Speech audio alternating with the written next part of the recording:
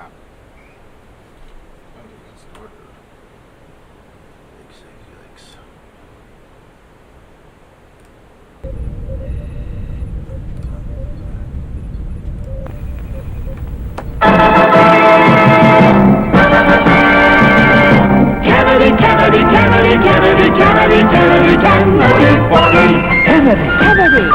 Kennedy.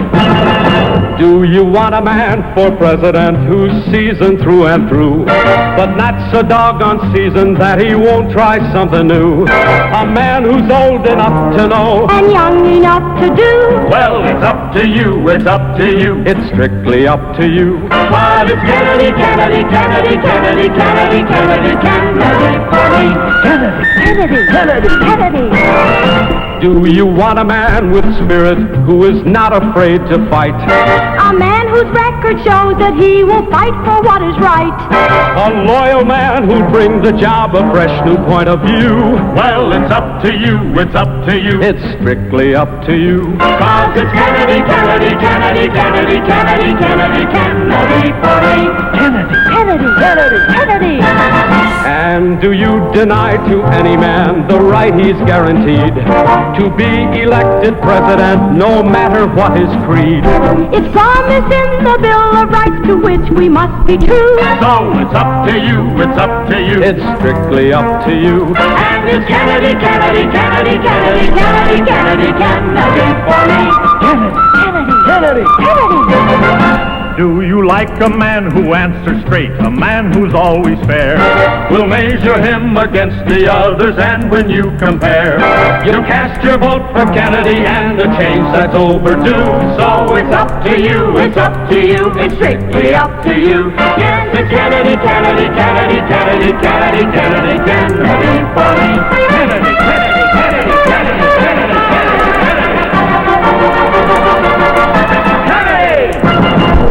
Welcome from my humble second bedroom here in the Saucon Valley part of the Lehigh Valley Commonwealth. I can't spell. Gosh, it's terrible. Commonwealth of Pennsylvania in these United States, North American continent, Western Hemisphere, on this planet Earth. The only one we have. Third rock from the sun in the Terran solar system, part of the Milky Way galaxy.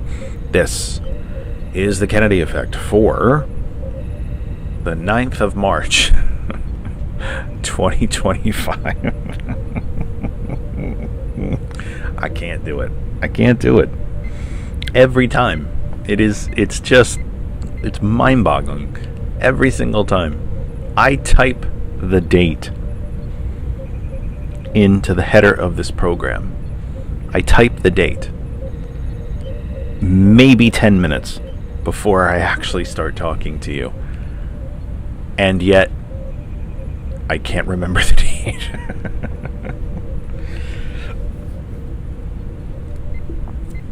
It's wrong. It's just wrong. I don't understand it. I don't get it. I don't know why it happens. It's remarkable on a lot of levels, and I just don't understand. I just don't get it.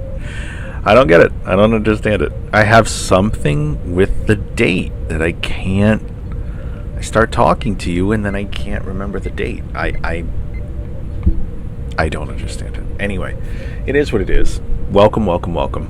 I can't do that. Oh, can I do it that way? I guess I did do it that way. That worked. Isn't that something? Okay. I continue to learn about this streaming program, sometimes whether I like it or not, the more we go along. It seems to me that every time I switch out of the one screen, the video on your end shrinks. I can't figure out why that's happening. I can't seem to fix it either. And then now I'm watching myself on a different program. I've shrunk it so I can see the comments, although I think every time I click on the comments I'm going to lose it anyway. But just, what can I tell you? I don't know. Anyway, here we be for the 9th of March. Let's go through the business end of the program, shall we?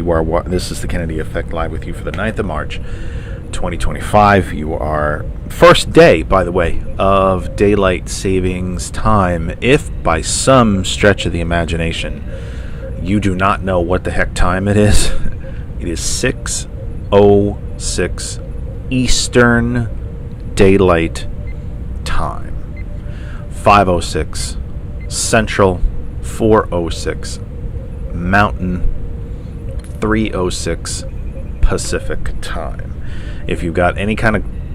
most everybody has a device that will update automatically, or at least should, if you have it set the right way. But if you have any manual timepieces left in your home that you may have forgotten, please know that the time is 6:07 Eastern Time. It is the first day of daylight savings time. You might notice a glare in the room. That's because I still have the windows open. Normally in a broadcasting, especially a video streaming, I would not want all of this extra light coming in from here. It doesn't necessarily look good. It tends to drown me out a little bit, but then again, I'm already beyond pale at this moment anyway, or my entire life really. But it's just so nice out. It's so lovely outside. It's still a little chilly. It's quite windy, as it seems to always be in this valley nowadays. But it's just so lovely outside that I couldn't bring myself to pull the curtains. I probably should for broadcasting quality. I'm sure if April was listening, she would not be pleased with my broadcast quality at the moment. But, here we are. It's what we do. And I'm just happy to have you all here, as usual. There was someone I was going to send this to. Can I? Yeah. Okay. We are now live on the Facebook pages of Ghost Claw Productions, Hot101.net, the TCP Media Group, Our Revolution Pennsylvania, and, of course, our home group Facebook page for all things that surround this program, That Other Side of Information. That Other Side of Information is also the name of our YouTube channel. We are live there right now. We are also live on the YouTube channel of course, Ghost Claw Productions Radio. The audio of the program blasts around the globe via two global internet radio giants. One, of course, one of the very, very first, one of the originators, Hot101.net. Our name is our web address, www.hot101.net, HOT101.net, hot101.net. It's very, very simple, folks. If you can connect to the internet anywhere below, on, or above this earth, you can listen to hot101.net. You can listen through our website. You can use our Apple app at the Apple App Store for Apple devices, the Google Play Store for Android devices. We have a hot101.net app there. And if you have a device other than Apple or Android, you can use the TuneIn radio app. Go up to the search bar, type in hot101.net, and you can listen to us. The biggest news among all of those things, you listen 100% for free. You do not need a login. You do not need a retina scan, blood sample. Don't have to sign over a second mortgage, sell your child into bondage. None of these things.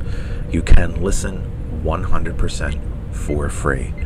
Same goes, exact same thing at Ghost Claw Productions Radio.live, GCPR.live. Plug it into any search engine of your choice. You will find us, and it is the very same thing. You can listen to us there for free. You can also listen to us through our Android app. Gilbert continues to work on the Apple app. The Android app is up and fully functional. You can listen to us for free. Wonderful thing about the GCPR.live website is you can read up on all of our programming, read about our hosts, read about the shows, what the shows are about, find our broadcast schedule. You can contact us. You can download that Android app from there. The shop is there. The merch is there. All that stuff is right there at www.gcpr.live. Kennedy Effect, of course, as always, brought to you by smoothca.online. SMOOTHCA.online. Smooth California, the website for Smooth California healthy skincare products. You can create a healthy skin lifestyle. Smooth California is a family-owned skincare formula whose main purpose is to promote a healthy skincare lifestyle. Smooth California is a healthy alternative to commercial products filled with chemicals and man-made additives that not only do damage to your skin, they actually leach into the body and do damage to your body as well. Smooth California products are tallow-based, made with 100% natural ingredients, no additives, no preservatives. We strive to make sure your skin stays healthy and smooth. SmoothCA.online. Smooth California. Happy, proud, and humbled to have them as a supporter of the Kennedy Effect. One of the best ways that you can help this program, support it, help spread the word about it, help its effectiveness, I guess you'd say, popularity, if you will, is to support the people that support the program.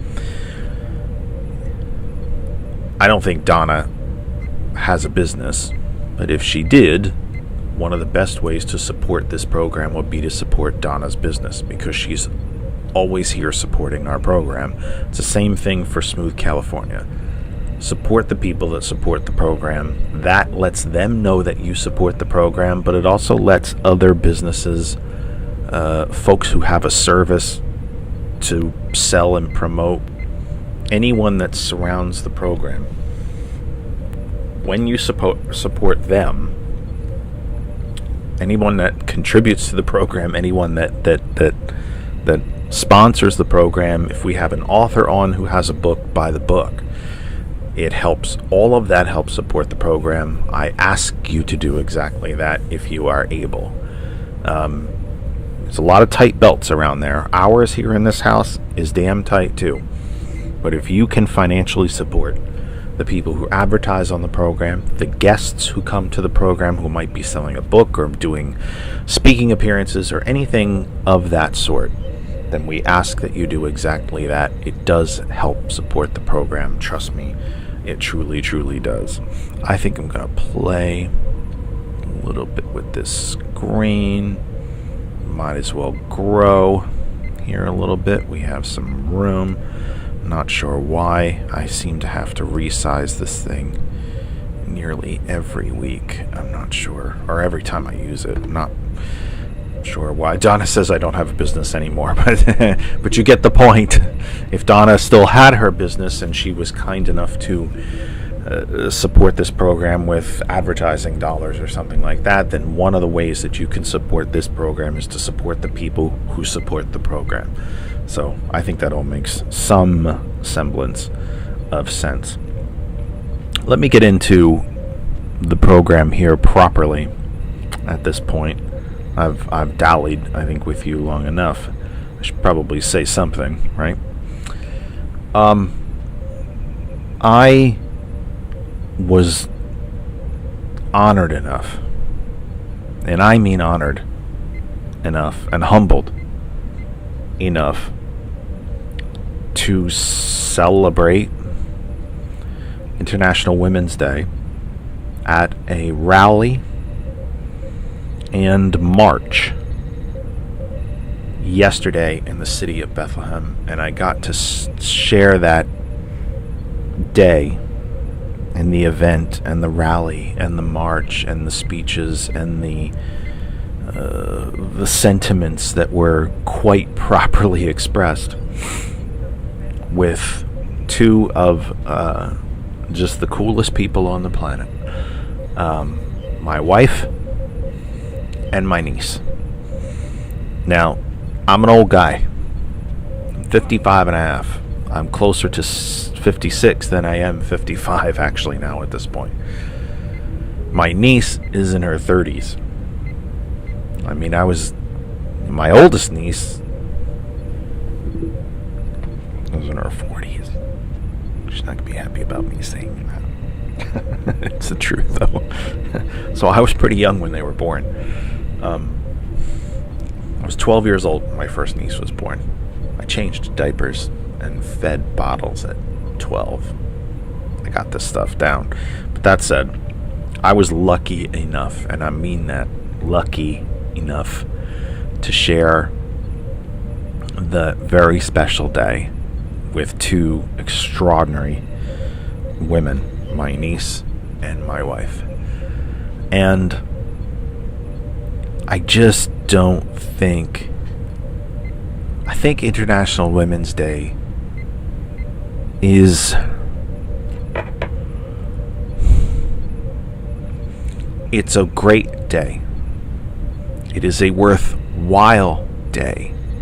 It is a necessary day. It is and should be a day of joy and recognition and celebration.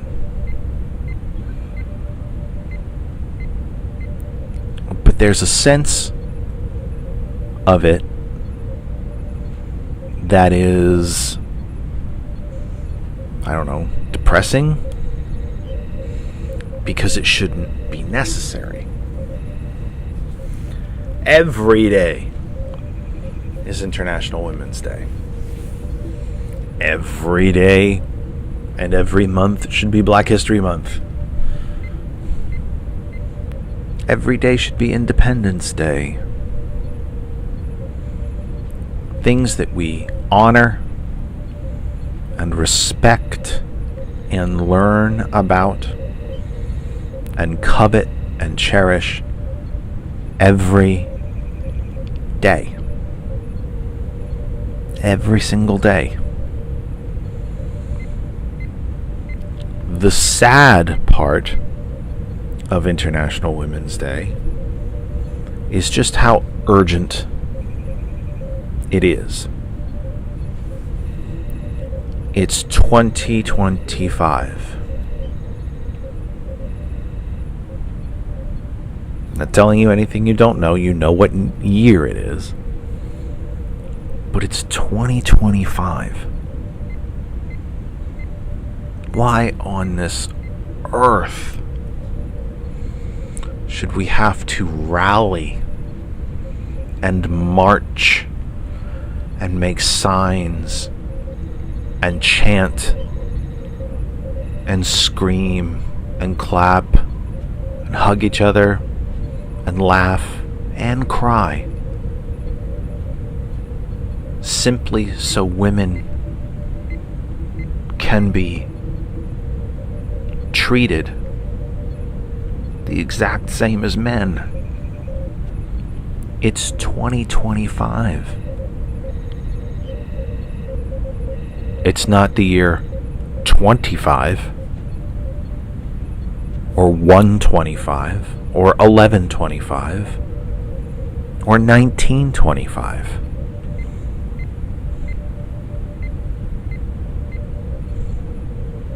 What a shame that we have to rally and protest and march and chant and make signs and camp outside of the offices of our quote-unquote elected officials and chase them down and call their offices until they stop answering and email until the internet itself shuts down in 2025. Why on earth do we have to do such things? Just so that we can say out loud that women are every bit the same as men and should be treated as such. Are women somehow not the same kind of human being that we are? Look, I'm a sickly old man. I'm going to leave this earth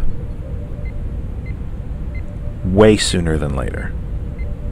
I have many, many more days behind me than in front. And I take great solace in that. I actually think it's probably a good thing. I'm also a member of the working poor. Every single dime that I earn is used to pay bills and to keep me alive. Every single dime of it.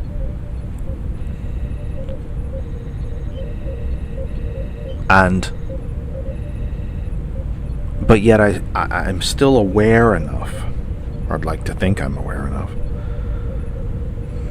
as it pertains to history, that I was born into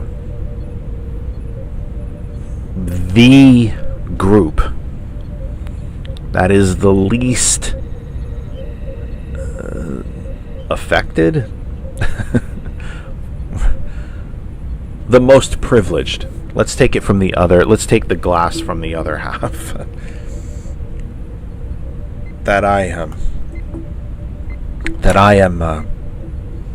I'm a member of the most privileged. Yes, I'm still playing with equipment. I'm so sorry. I just saw a way to try to clean something up for you, so I'm trying to clean the presentation up a tiny bit. I know that I'm a member of the most privileged human demographic, the white male. I personally am not privileged in any way, shape, or form. As I said, I've given you this statistic on the program way too many times. It's probably very, very boring to you. But that's an itchy nose. I'm going to kiss a fool or get in a fight. Knowing the program, I'm probably going to get in a fight. And kiss a fool, I'll kiss my wife later because she was dumb enough to marry me. I know that I was born into being into one of the most privileged demographic on the planet. All throughout history, the Western European white male. And yet, I'm, as I said, a member of the working poor. I make a fair salary. I am by no means wealthy. I am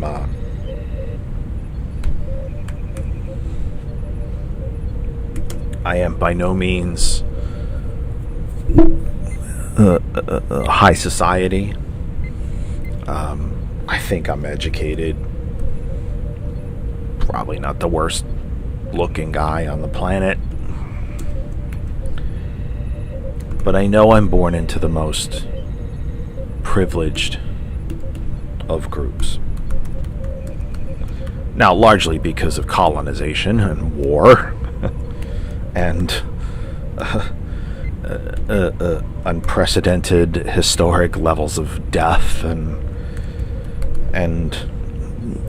you know, the imposition of religion and on and on and on.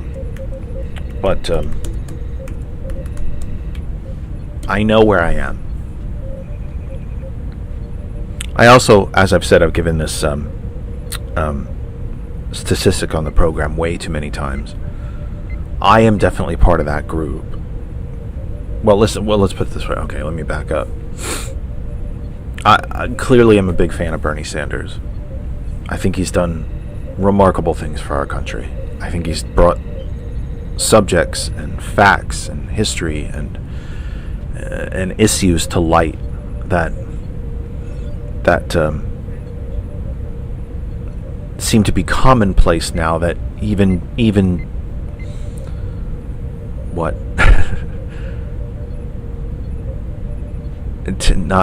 10 years ago were considered radical, right? But one of the things that he's taught us, and it's a fact, let's remember, it's a fact, but one of the things that he's brought to life, or brought to the attention of the American people, and it's a fact that should be a mainstream fact, is that 40% of our population, there's roughly 330 million people in this country, roughly, give or take, but it's about 330 million. 40% of our population cannot economically survive a $400 emergency. So let me say that again, because it might sound a little strange. 40% of our fellow Americans, or fellow residents of this country, not even just citizens, but residents of this country, because I think we don't always remember, when we use the term citizens, I get it, but there are other people that live here too. In fact, I would extend that to say that every living, breathing creature that's on American soil is a resident of the country. But perhaps a topic for a different day. But 40% of us cannot absorb a $400 emergency. The washer breaks. You have a plumbing leak. An electrical panel fries because it's too old. The car breaks down. Your child breaks a leg and has to go to the emergency room. Yeah, I mean, the list is nearly endless. But 40% of us can't survive that. We would be broke if that happened to us. Or at a minimum, we would be at a place where we would then be borrowing from other expenses to pay that $400. Right? Well, we just won't get groceries this week, or we can't put gas in the car, or I fill in the blank. I think you get the point.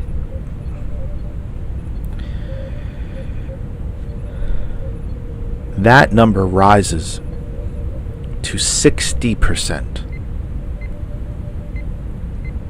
60% of the people in this country cannot survive a $1,000 emergency.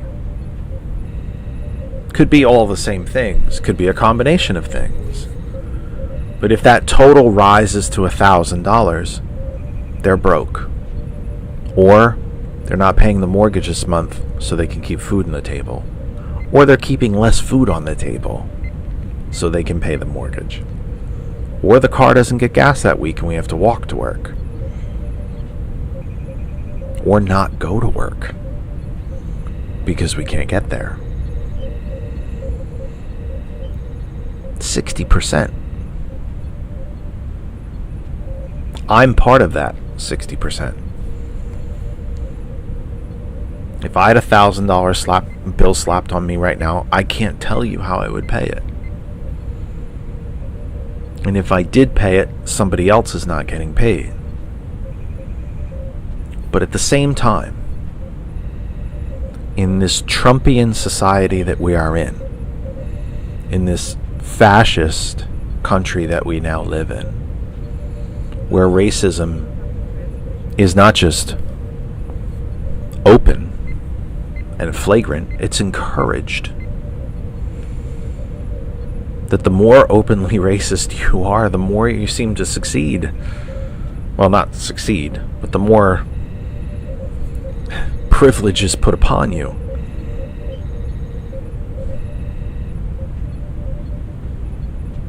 The higher political office you might receive, the bigger the donors, the more hits on Fox, so that you can raise your speaking rates when you travel around the country.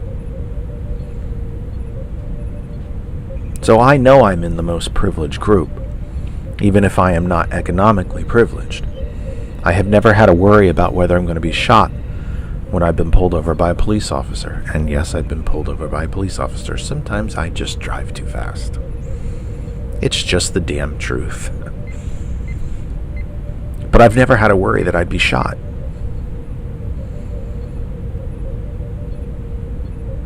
And so being part of this most privileged of groups,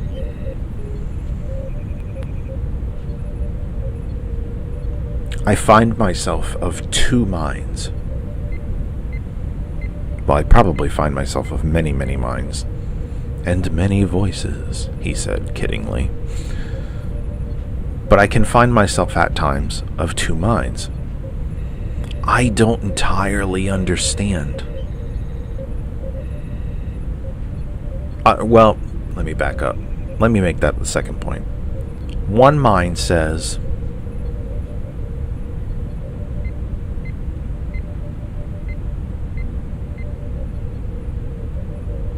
that I will never understand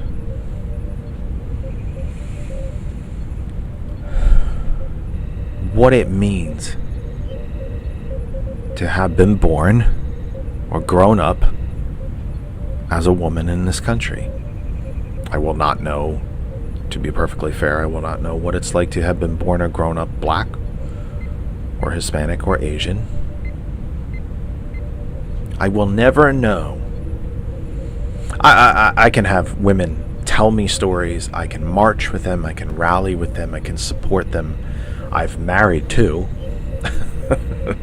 One not so successfully until finally, getting to the right. Regardless, you get my point. I'm being goofy, but you get it. My nieces, my mother, my sister, my wife. I can hear their stories. They can do everything that they can to try to get me to understand job interviews, being pulled over for a speeding ticket, the way they're treated by some tradespeople like auto mechanics or salespeople, or I can hear all those stories, but I'll never really know what it's like. The same way that I think one of the deep, deep strengths of GCPR, boy, they missed it. They missed it. I'll get into that in a second. One of the real great strengths of GCPR is that it's co-owned by myself and Thomas Bishop. You know Thomas. He's on tomorrow morning from 8 a.m. He'll be up after us on the Villain's View. I did not serve in the military. Thomas did. I am lacking nearly all skin color whatsoever. Thomas is as black as night. And nothing he would not tell you, by the way, himself. Nothing he would not say about himself. I was born and raised in New Jersey. He was born and raised in Missouri. Now lives in Georgia. I now live in Pennsylvania. He is married with children with special needs. I have no children. I have no biological children. I have stepchildren that I am still close to, which I am blessed for. But we could. April Riddick, who helped me start this show, actually, who told me I was going to start this show, even when I wasn't thinking about it, and who told me that I would be part of Hot 101. She is half black, half Hispanic, and she, obviously, female. I know nothing of what it was like for her growing up. We couldn't be more different. So I'll never understand all of that. I can hear their stories. I can listen to them. I can understand them. I can take them in. I can study them. But I'll never go through what they go through. The other part of my mind, to be honest, I think, and all I ever am try to do with you all here is be honest, but I is the Kennedy part of my brain. The John Kennedy, the Robert Sr., Teddy, Caroline part of my brain that sees the differences between myself and women, myself and people of color, myself and Thomas, myself and my own wife. But I see the differences, but I also don't see the differences. Thomas doesn't want anything different for his family than I want for mine. He wants a job, wants to live in a safe community with good schools, keep a roof over his head, be able to pay his bills, and take care of his children, and try to leave the world in a better place and a better state for his children than the world that he inherited. As a big, if you've seen Thomas, you know he's stacked. Big, burly veteran of the military whose skin is dark as night. He doesn't want anything different than I want. April doesn't want anything different than I want. My wife doesn't want anything different than I want. So even though I can see the differences, I kind of don't see the differences because they are human beings endowed by their creator with certain inalienable rights. They want the same things I want. And they know, as I know, that when we work together to achieve those things, together, all of us together, we're damn difficult to defeat. And while it's become very much of a catchphrase, I think, at some of these rallies, I saw some signs that said, you know, can you believe in 2025 we still have to march for this shite? And no, I can't. I can't. I can't believe that Thomas has to act a completely different way when he encounters a member of law enforcement than I do. I can't wrap my head around that. I can't wrap my head around. Sorry for the sniffles, I'm a little stuffed up. The trees out here actually started to bud. I just noticed today that like the buds are just starting to pick out, so allergy season's coming, so I do have a little bit of the sniffles. I can't believe the fact that when our dryer broke, my wife called multiple repair people on our behalf, reached, I think, 3 of them, left messages, and got no call back. When I called them, I got an answer within 20 minutes. And I called them both. I have to fix this. I have to center this because of OCD, I think. When I called them, they called me back within 20 minutes. And I called some of the same ones that she called. When I go to a mechanic, I don't get spoken down to like I'm an idiot, even though I am an idiot. But she does.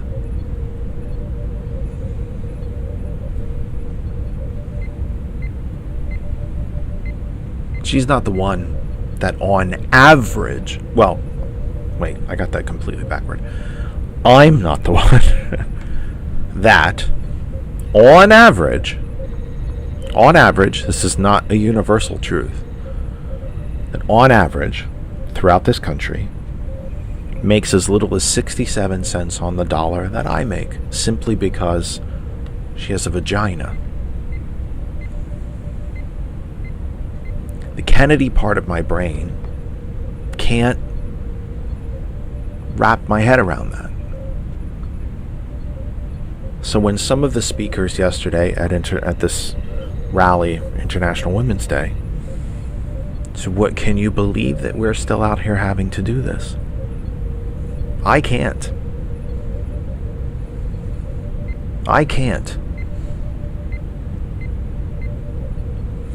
I've talked about this on the program before, and it makes me sound, or possibly makes me sound, a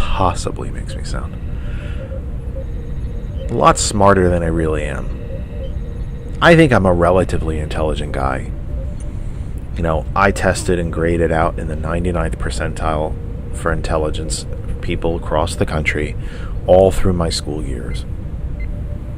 It doesn't necessarily mean, and there are different levels of intelligence, right? There's book smarts, people who can just recite facts, but they have no understanding of what those facts actually mean. It's one of the nuances of history. You can spew dates and quotes and describe what uniforms looked like and rituals and discuss changing borders of countries throughout the millennia. But the why of history is what makes history history. The who, what, where, and when, there's a lot of that in history. There's a lot of people who can spew all of that. The why is where the lessons of history generally come from. So I consider myself a relatively smart guy. But I'm no genius. No smarter than any of you. I'm no better than any of you. I have skills that you may not have. You absolutely have skills that I don't have. I may be better at doing what I'm doing with you exactly right now, when others who can just get that thought in their head that literally millions of people could be listening to them at any one given moment is exceptionally intimidating and frightening. It doesn't bother me. An auditorium full of people and giving a speech is just paralyzing to some people, not to me. But that doesn't make me better or smarter. But when the different women speakers, and all the speakers were women, said, can you believe that we're still here doing this? I can't believe it. And I mean that with all sincerity. I can't believe it. Can you? Can you out there listening to me or watching me right now live, or who might be watching on the recording, and a good number of you do, can you believe that we're still here having to do this? That in 2025, women have to march, rally, make public speeches, make signs, scream, chant, cry, simply to be recognized on the same human level that white men are. In 2025, that a man as accomplished and intelligent I know I said that already, but a monogamous, solid family man like Thomas has to behave in a completely different manner if he should have to have an encounter with law enforcement than I do. It's 2025.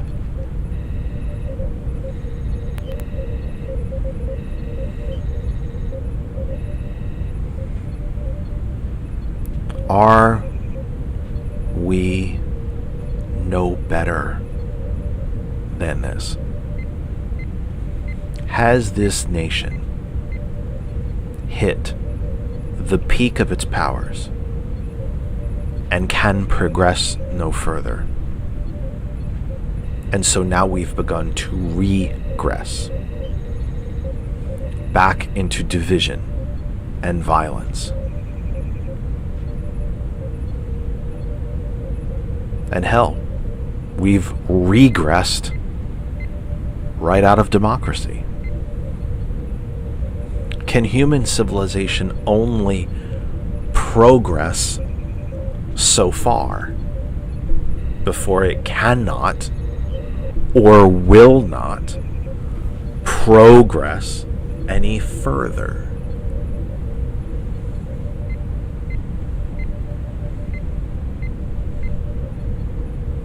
My wife is beautiful. Yes, I'm going to say it, ladies. You can tell me it's misogynistic. Sorry, I'm saying it. She's sexy. She is accomplished. She is tough as nails. I had never seen a work ethic like mine in my life.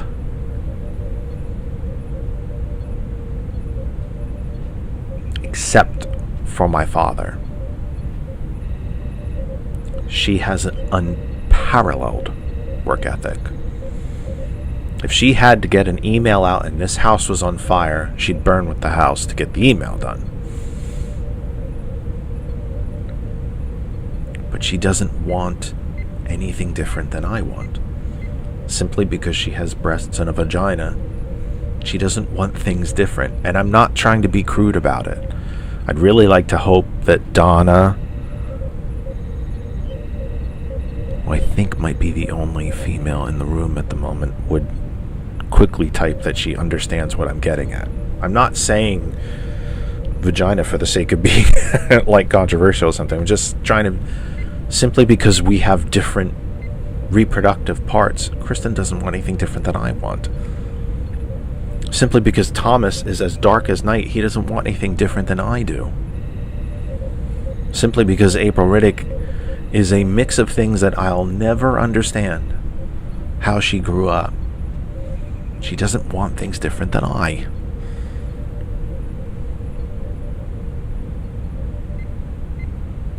And that, thank you, Tristina, that you understand what I'm saying. Thank you.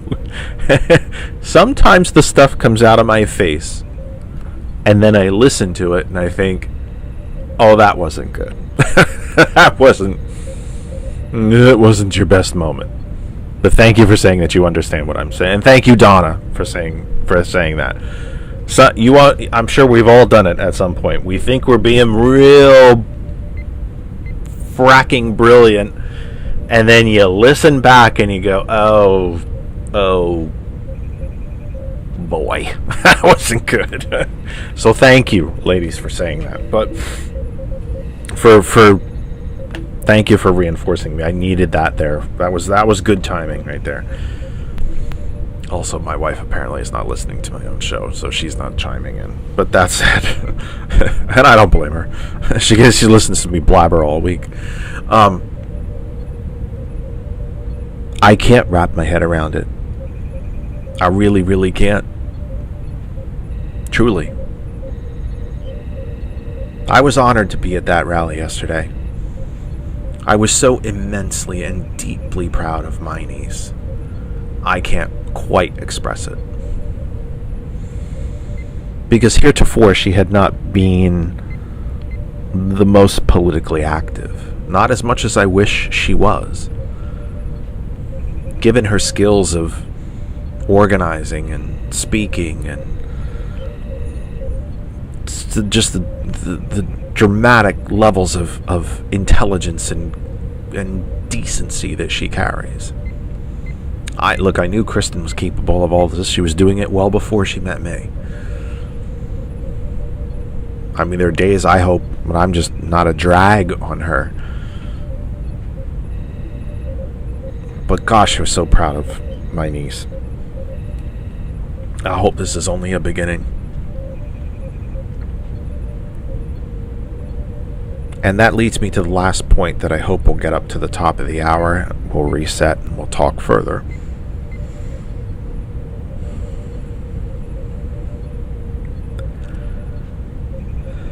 Race, especially,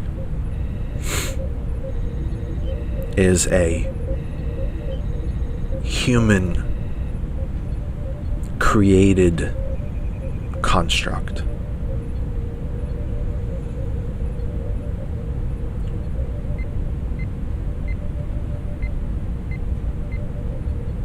We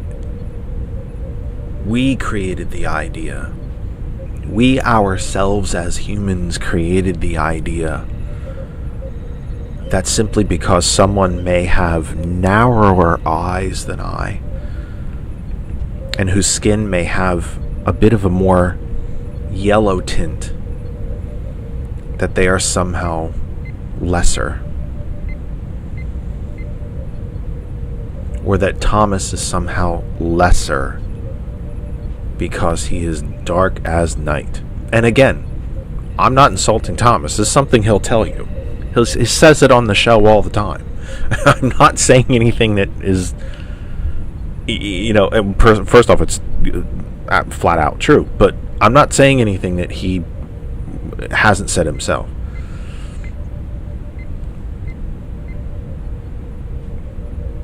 But because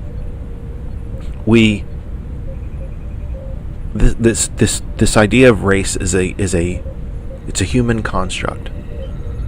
There is one human race. There is one species that is Homo sapiens.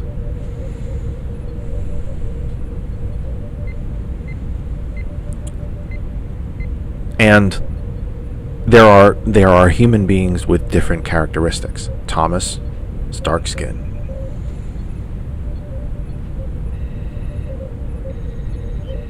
Folks who come from the India, Pakistan region have a darker skin. Italians from the south have darker skin than Italians from the north. But they're both Italians. This idea of race is a human construct. It is a construct that groups throughout human history have used to divide the rest of us. Let's use a very simple analogy. Dodgeball. I was trying to think of an analogy that was not war, because I hate violent imagery. I don't think you tell a good story if you have to tell it through the eyes of war. I've always felt that way. Dodgeball. Let's say dodgeball.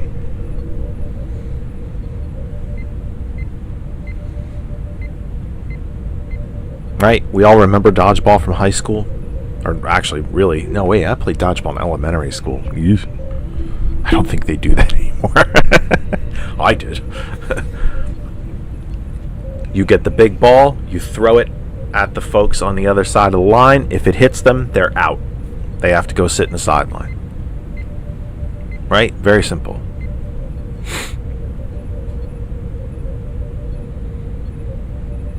All of humanity, the 99.9999% of humanity, and those nines, by the way, probably go 50 deep, on one side of the line, and the billionaires on the other side.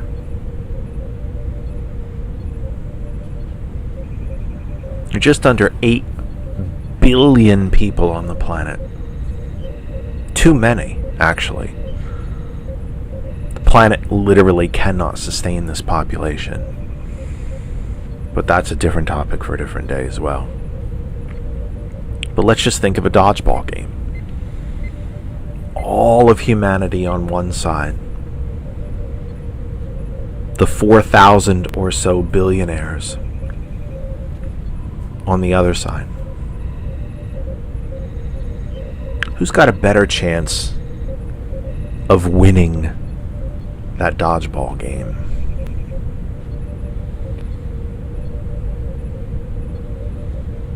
One side of the dodgeball line, all of humanity.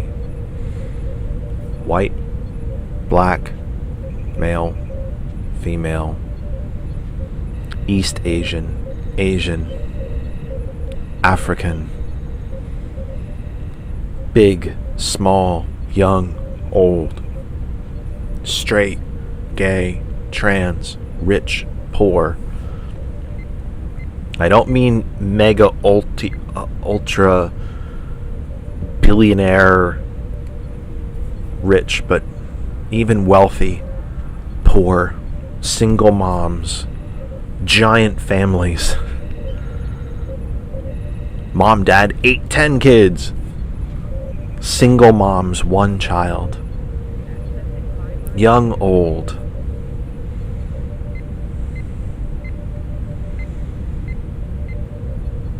Whole, perfectly healthy bodies and those missing limbs. The Mensa members and the developmentally disabled, all of them together on one side of the dodgeball court. On the other side, the billionaires. Who's got a better chance of winning that dodgeball match? There are more of us. But how do you take all of humanity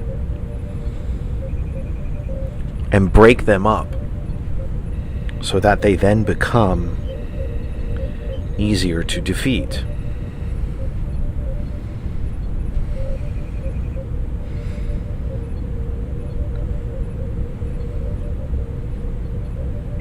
You pit them against each other. You start dividing all of humanity into smaller and smaller groups.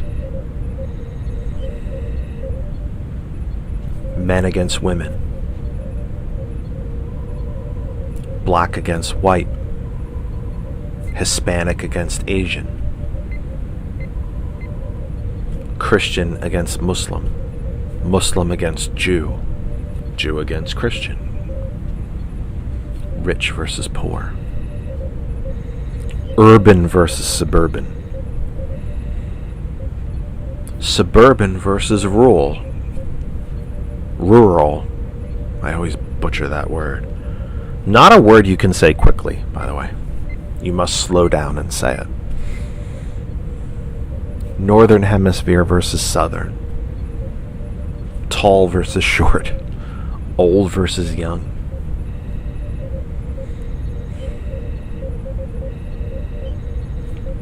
They have to divide us into smaller and smaller and smaller groups.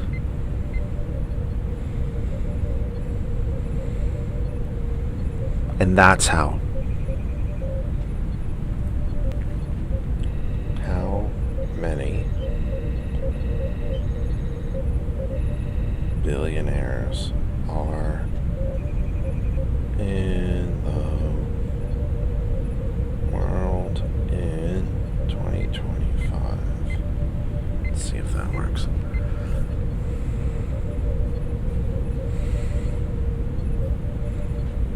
They have to divide us and subdivide us, and they have to turn us against each other. They have to try to scare men. Your wife wants a job.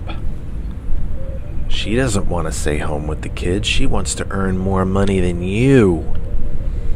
and then have an affair with her boss in the office. Hey, black folk, Hispanic folk want to take your job. Hey, white folk, black folk want to take your job. Hey, look at that trans person. Isn't that weird? Isn't that scary? They want to sprinkle magic pixie dust on your children and turn them trans too. When really all they want to do is read a Dr. Seuss book to them at a library.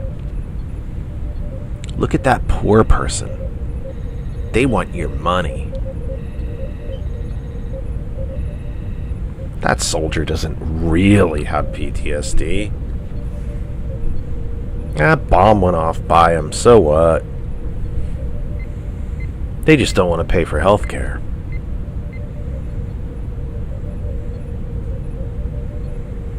They can't beat us. And they know they can't. So they have to divide us. They also have to uneducate us. 90% of the kids in this country go to public school. What if we took that away? We'd have a lot of dumb people. Or at a minimum, uneducated people. Uneducated people are cheaper labor. They are easier to mentally control. And not brainwashing, silver foil hat, that kind of thing, but they're much easier to convince. Hey, black people are coming for your job. Women want to leave the house and work. Who's going to take care of your kids? We become easier to manipulate.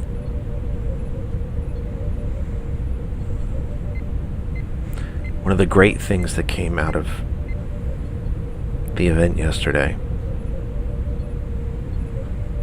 is the reinforcement,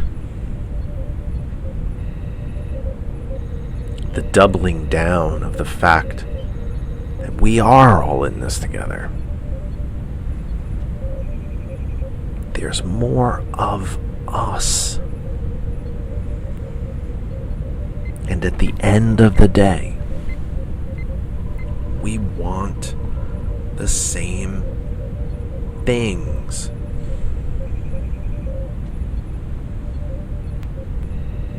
We want the same things. It doesn't matter that Thomas is almost literally the opposite of me in skin color. It doesn't matter that April Riddick is black and Hispanic, something I'll never be. It doesn't matter that Kristen is a woman. It doesn't matter that we have friends who are gay. It doesn't matter that we have friends who are trans. It doesn't matter that we have friends who are old and friends who are young. We all want the same things. There are more of us. Don't let them divide us. I want to continue to think that we're better than that. Maybe I'm wrong, but I'd like to think we're better than that. 7:05 Eastern Daylight Time.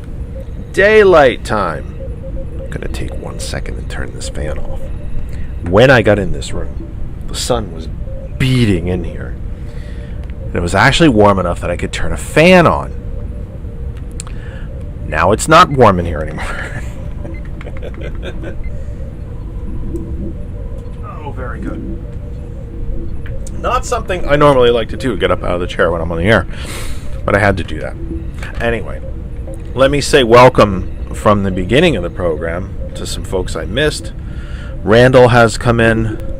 I believe it's Tracina. I hope I'm saying that correctly. If I'm not, please correct me. I don't know if you can phonetically spell it or something. If I'm wrong, tell me.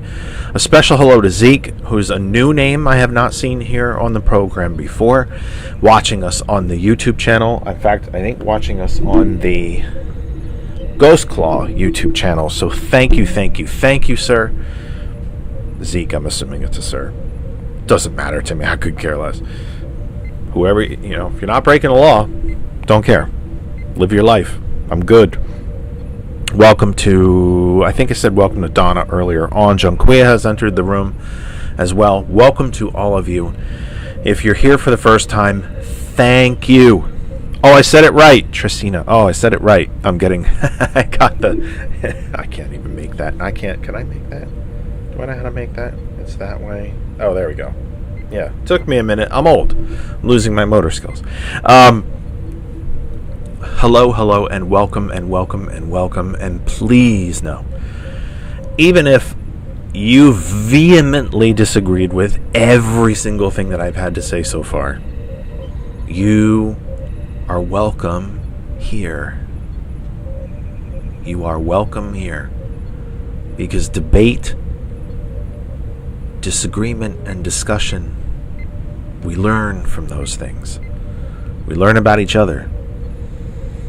And way more times than not, we learn that we're a hell of a lot more alike than not. Now, it seems everybody has agreed with everything I've had to say so far, which is lovely. That's reinforcing. It's good for the ego.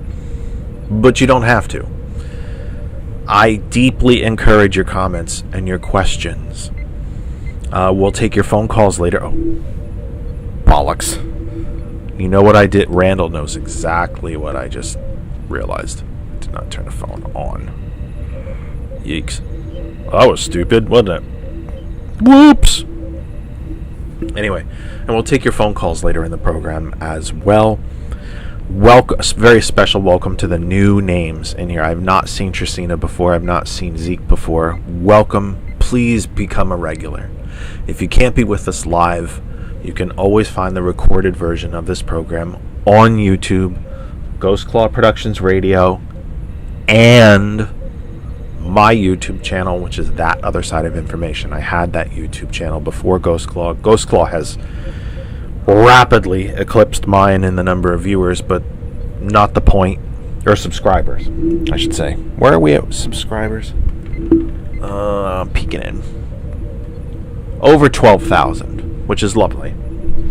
I wish it was 1 million, because it's a business that we're in. The more people, the better, but you get the point. He's well eclipsed our YouTube channel. But wherever it is that you take us in, if you should ever miss any of the program, I highly recommend YouTube is the best place to go back and find it and watch it when you have the ability. You are watching and listening to The Kennedy Effect Live for the 9th of March, 2025. We are live right now on the Facebook pages of Ghost Claw Productions, Our Revolution Pennsylvania, the TCP Media Group, and Hot101.net. We are also live on our home group Facebook page for all things that surround our program, That Other Side of Information. If you are on Facebook and you are not yet a member of our group, please come on over and become a member. The goal is to get to 1,500 by Easter. We're already into Lent, so now the clock is ticking. So to Zeke and to Tracina, I think Jonquia might be a member of the group, I'm not sure. To anybody who's new here, please go to Facebook, search That Other Side of Information. You will find our group, and please become a member. You are welcome with us. We'd love to get to 1,500 by Easter. We are also live on over 100, I think, different groups across the Facebook universe. Some I am going to actually see if I can finish sharing to, because of course in the midst of my sharing I was blocked, as I always am. Somebody will stop me. Oh, George is listening. Did I send I did not. I put it in the... No, I didn't put the link. She didn't tell me she was coming. I can put the link in the group chat, George. I can put it in the chat. What was I just doing? Oh, I was going to try to finish getting to the rest of the groups. We shared the program to about 100 different groups across Facebook, large and small, local, regional, statewide, national, international, and we thank every single last group that allows us to be part of your corner of the Facebook universe. And don't ever doubt, it's your corner. You created it. It's all yours. I know, Mr. Zuckerberg owns it all, but if you created it, in my humble opinion, it's yours. So to every single group who has allowed us to be part of your corner of the Facebook universe, thank you very, very much. We've gone over 100 shares again this week. We are live on the YouTube channels of both Ghost Claw Productions Radio and That Other Side of Information. The audio of the program blasts around the globe via two global internet radio giants. Hot101.net, our name is our web address. If you can connect to the internet, you can listen to Hot101.net completely free of charge. Apple App Store for Apple devices, Google Play Store for Android, and the TuneIn radio app. And you can tell Alexa to play Hot101.net. GCPR.live, GhostClawProductionsRadio.live is the website. You can listen to us there completely for free. You can also learn everything you ever wanted to know about our station and more. Probably more than you ever wanted to know, he said. He said with a wry smile. You can learn about our hosts, our show, our schedule, our advertisers, and supporters, and we hope you will support the products that are listed there as advertisers at GCPR. Just please check us out there. Tell everyone you know about GCPR.live. Programming notes following us on Hot101.net. Their music returns. And you'll probably need it. A musical shower after the mud bath of the Kennedy effect. What a dumb analogy. But you can find take a musical shower after us at Hot101.net. Following us at GCPR.live is The Villain's View from 9 p.m. Eastern. Pre-show usually starts around 8:30. Main show, formal kickoff from 9 p.m. Conversations with T. Nathan from 11 p.m. And Thomas kicks off your work week tomorrow morning from 8 a.m. with the sound of coffee. All of those times, of course, are Eastern Daylight Time. Eastern Daylight Time. Let me get a quick hydration.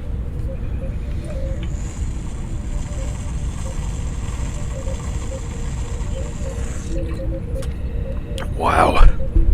I can't get enough water. All I had was salad for dinner, and somehow I'm completely dried out. Our sponsor of the program, of course, is Smooth California.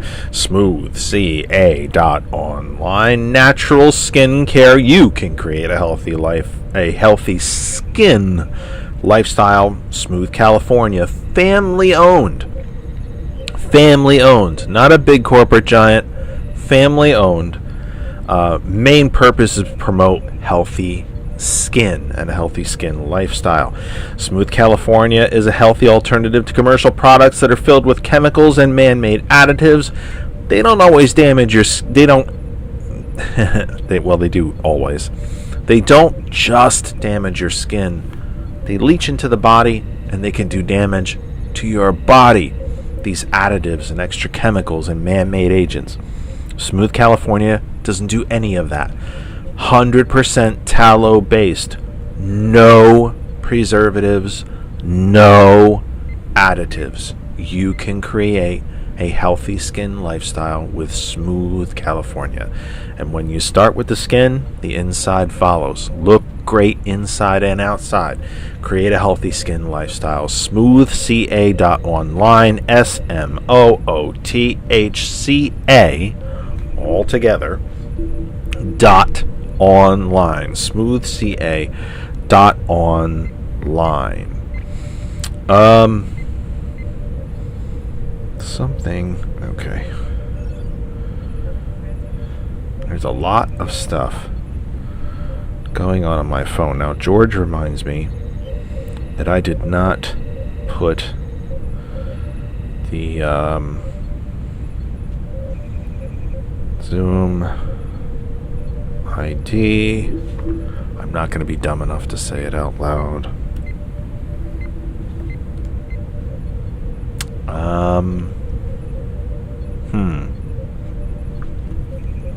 What's a good way to do this without you all having a look? Because that's just unnecessary. Gosh darn it. How do I do this? Profile?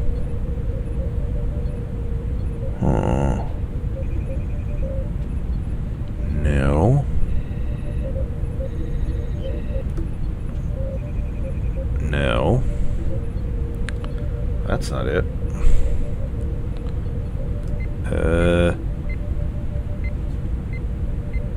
Oh boy. Oh.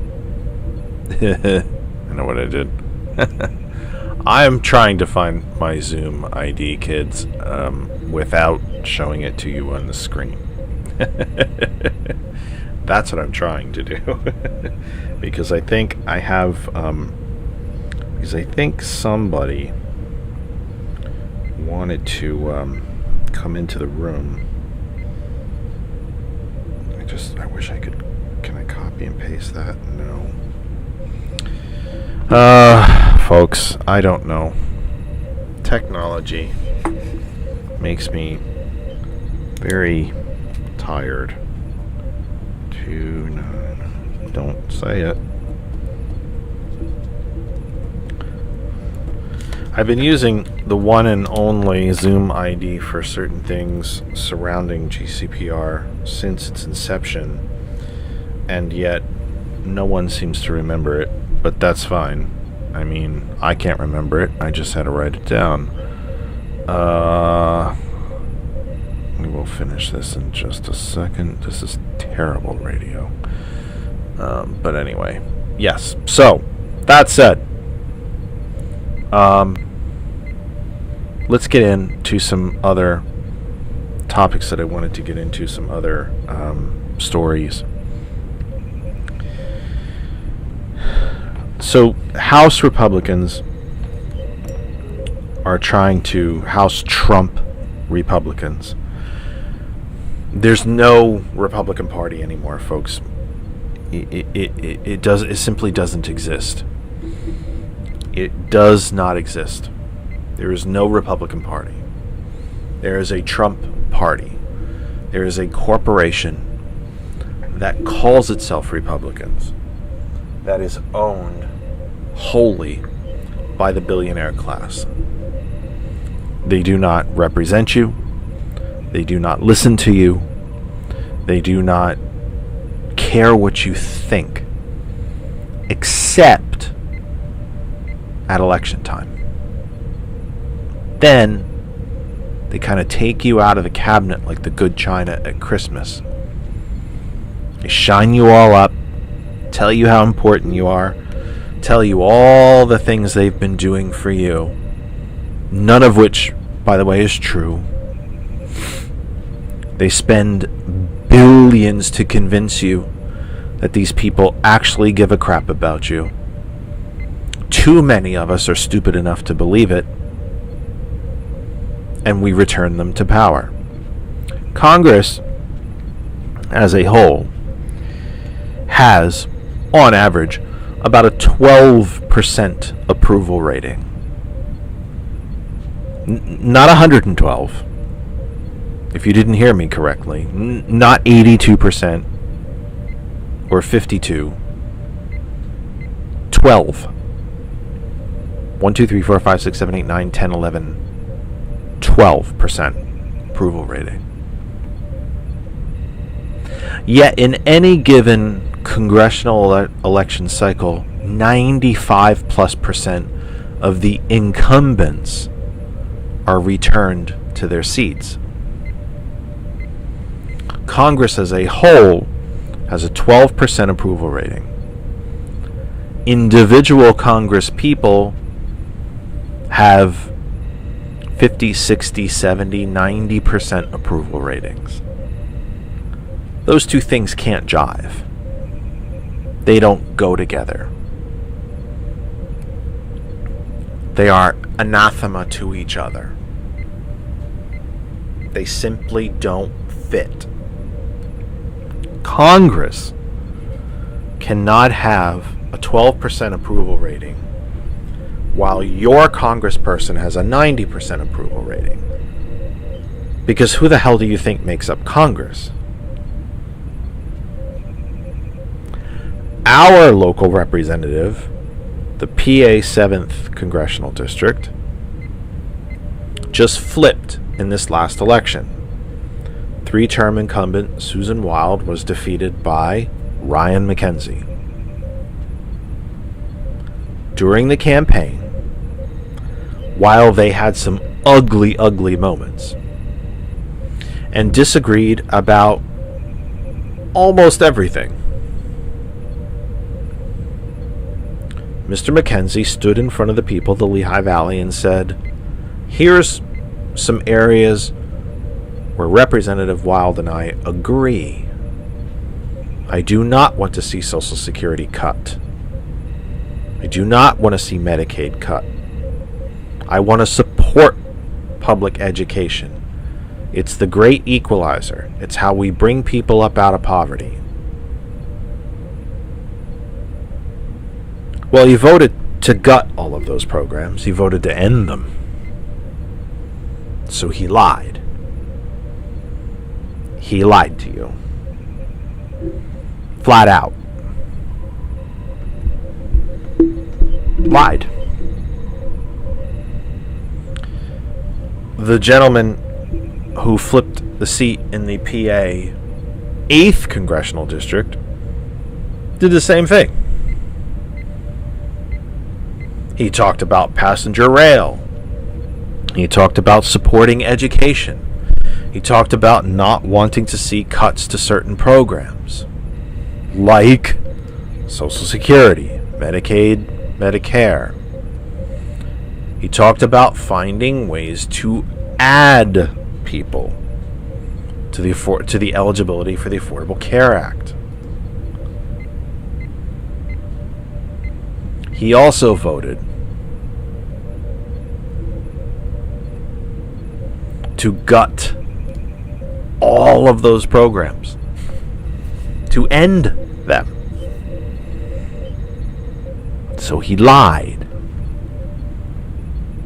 Flat out lied to the people of his district. Well, Republicans passed another continuing resolution, or they had proposed, I should say. They passed a budget resolution, easy for me to say. They passed a budget resolution that would strip, over the next 10 years, $880 billion from Medicaid, essentially killing the program.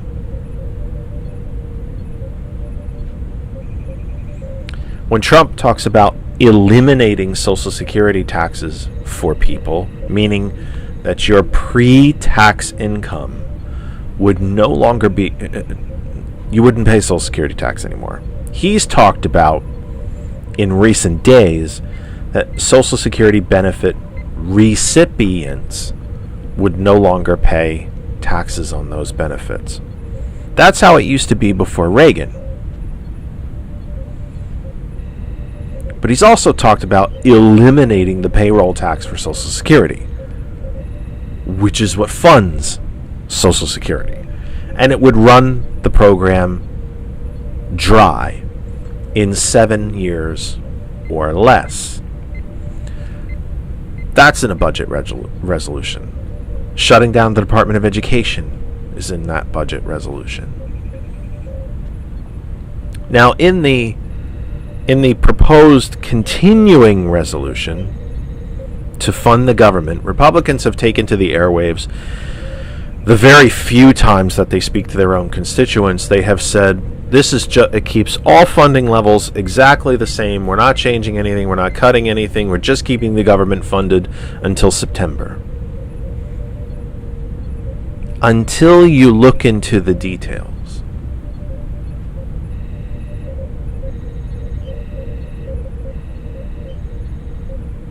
The continuing resolution calls, of course, for the end of all foreign aid.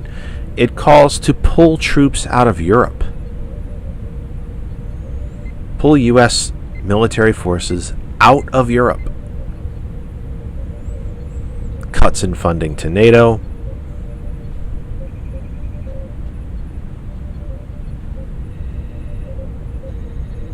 But yet, for some reason, even though we're going to pull all of these American empiric troops from all these far-flung places around the world and bring them home and scale them down, we still want another $6 billion for defense. So we're going to cut troops. We're going to cut the places around the world where we have them, which is something, if done the right way, I could believe in very easily. But yet we want to spend even more money on defense. Another $6 billion will put us in the $900 billion. In fact, it will. I think we're spending $894 right now. That $6 billion will put us at $900 billion in defense spending yearly.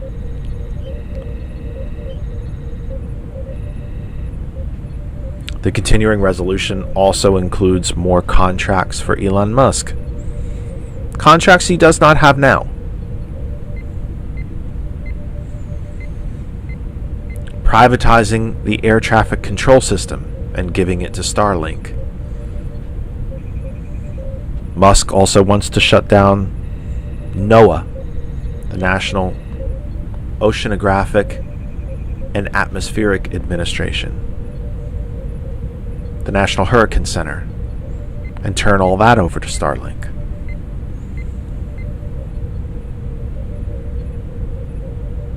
Musk wants to kill pretty much all the projects on the board at NASA, so SpaceX can do it all.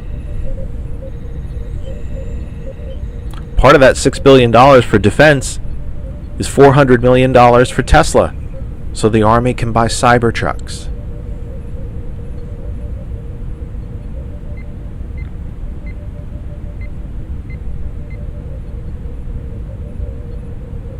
Did any of you vote for that?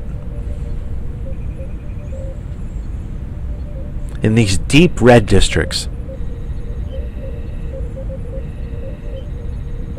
did your Trump Republican incumbent House member tell you how he wanted to defend, how he or she wanted to defend Social Security? They're going to defend schools. They're going to stand up for our veterans. Because they all voted for this shit. All of them.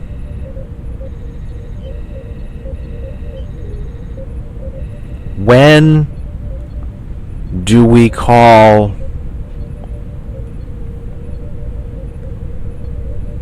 a rose by any other name is still a rose? When do we call lying exactly what it is? Lying. Here in the Pennsylvania 7, Ryan McKenzie lied to everybody. He is a liar. In the 8th, Rob Bresnahan lied to everybody. Told them he supported passenger rail, then voted to privatize Amtrak.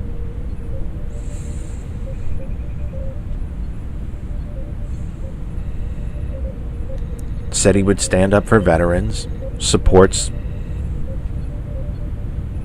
a massive spending cut to the VA.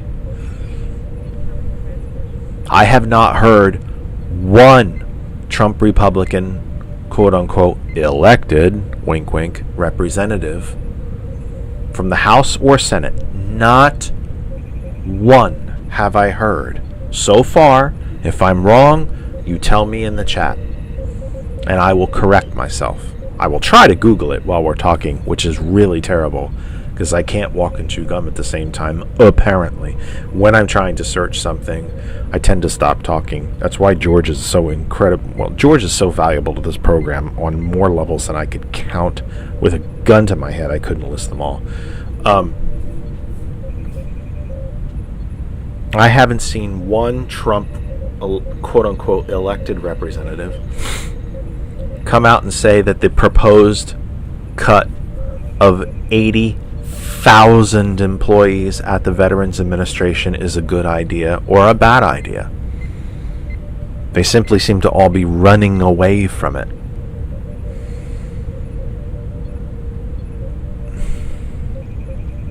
I haven't heard one of them say that this is a bad idea, that it's bad for veterans. Not one. So when they say, or said, going back to the campaign, I'm going to stand up for veterans, he completely lied to you. Totally 100% lied to you. To your face. Lied to you.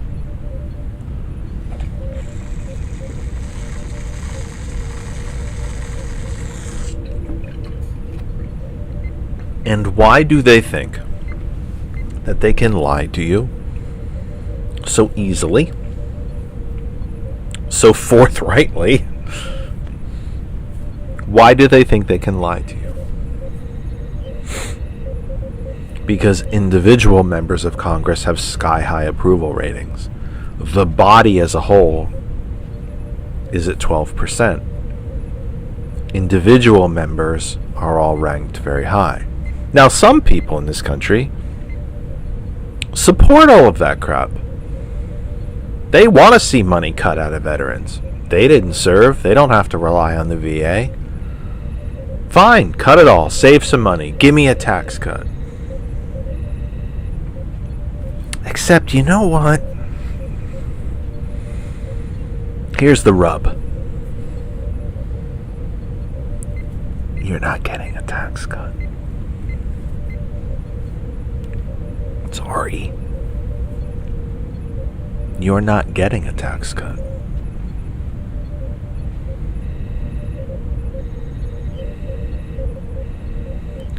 The Trump 2.0, Musk, billionaire, soon to be trillionaire, tax cut that is being proposed doesn't go to you. You won't see it. Even if the Trump 1.0 tax cuts are renewed and extended, the poorest 20% will receive $80 a year. A year. Not a week, not a month. A year in tax cuts.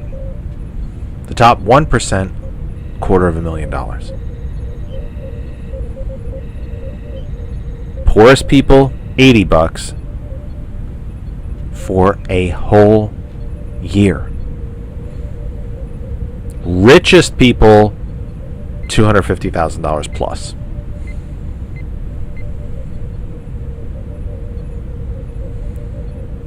So we're going to eliminate the VA. We're going to eliminate the Department of Education. So rich people can get more money. That's what Trump Republicans voted for this week. And that's what they're proposing in their continuing resolution. If anybody watching the program live right now is in a red congressional district, have you seen your representative so far this Congress? Have you seen a town hall? Has there been a telephone town hall? Has your member of the House or Senate done any local appearances, even if it's to cut ribbon on a new coffee shop, or congratulate the high school fill-in-the-blank sports team from winning a county title?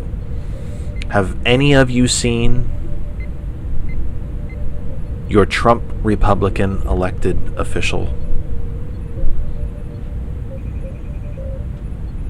Because you're probably not going to.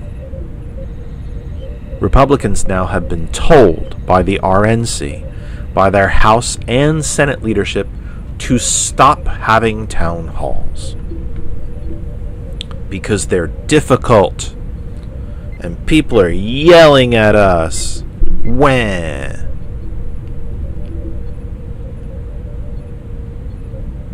Because these elected officials are being confronted by the truth.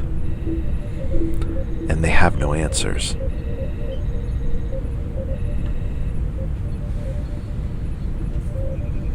How can you so and so and so say you stand for veterans when you're supporting the elimination of the Veterans Administration?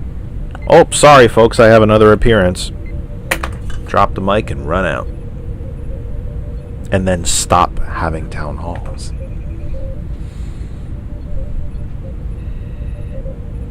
We have lost in this country the basic principles of elected representative government. And I don't simply mean the fact that democracy has ended in this country. We, the people, have forgotten. God, MAGA people love to say, it's us, it's we the people. Guess what? We, the people, have forgotten what the frack these people are supposed to be doing on our behalf. We have forgotten the basic principle that we put them there. We seem to have forgotten the basic principle that we pay them. It sounds very baseline. It almost sounds like Republican red meat. But this is civics. This is simple civics. We have forgotten, it seems to me. And again, not everybody. I'm not stupid. 330 million of us did not forget this. But too damn many have. This is an elected representative form of government. Because there are so many of us, that a direct democracy like Athens, where the population, the entirety of the population, would vote on every single municipal decision. We don't have that in the United States. We never have. We've always had a republic, an elected representative form of government, where one person represented many. We seem to have forgotten that somehow. We seem to have forgotten that that form of government still exists. Ryan McKenzie works for me. He may not agree with me, and guess what? That's fine. That's okay. That's very American. More people voted for what he said he wanted to represent on our collective behalf in D.C. And more people agreed with that, so he won an election. The problem comes in is that he lied to you. He lied.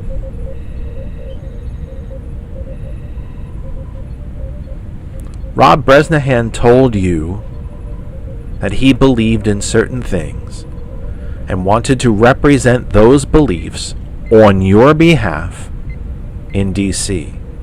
and then voted against all of them. He lied to you. He lied through his teeth. He looked you in the eye and lied to you. Scott Perry took an oath of office to protect and defend the Constitution. He's taken that oath now 3 times since January 6, 2021. He lied to you because he doesn't believe in that oath. Because he did help arrange, organize, strategize for the insurrection on January 6th. He lied to you. And there are representatives across this country in purple districts, districts that may have been blue, then went red, and those Republican candidates in those districts who talked about, I'm not radical, I don't agree with Trump on this, I don't agree with Trump on that, and lied to you, to your faces.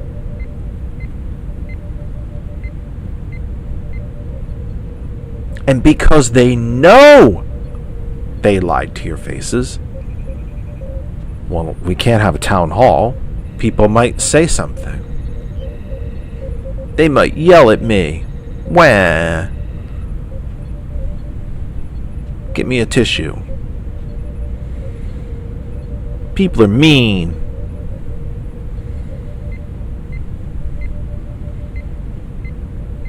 What if somebody says to me, you said you defend education, and I voted to shut down the Department of Education. How do I... Well, you're lied. Better not to have a town hall and face the people that you lied to. And the funny bit, not ha-ha funny, by the way. The sad bit is that 2 years from now, when Ryan McKenzie runs for re-election, because he wants to be rich and he's power hungry,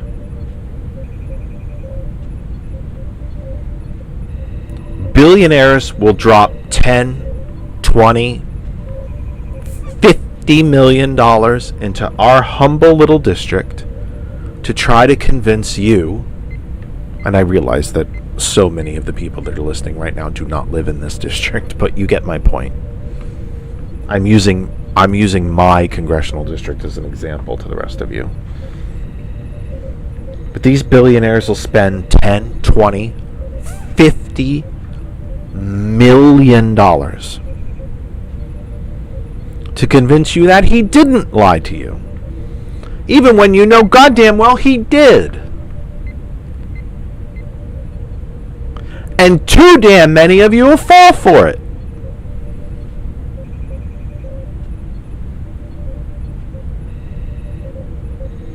We can't forget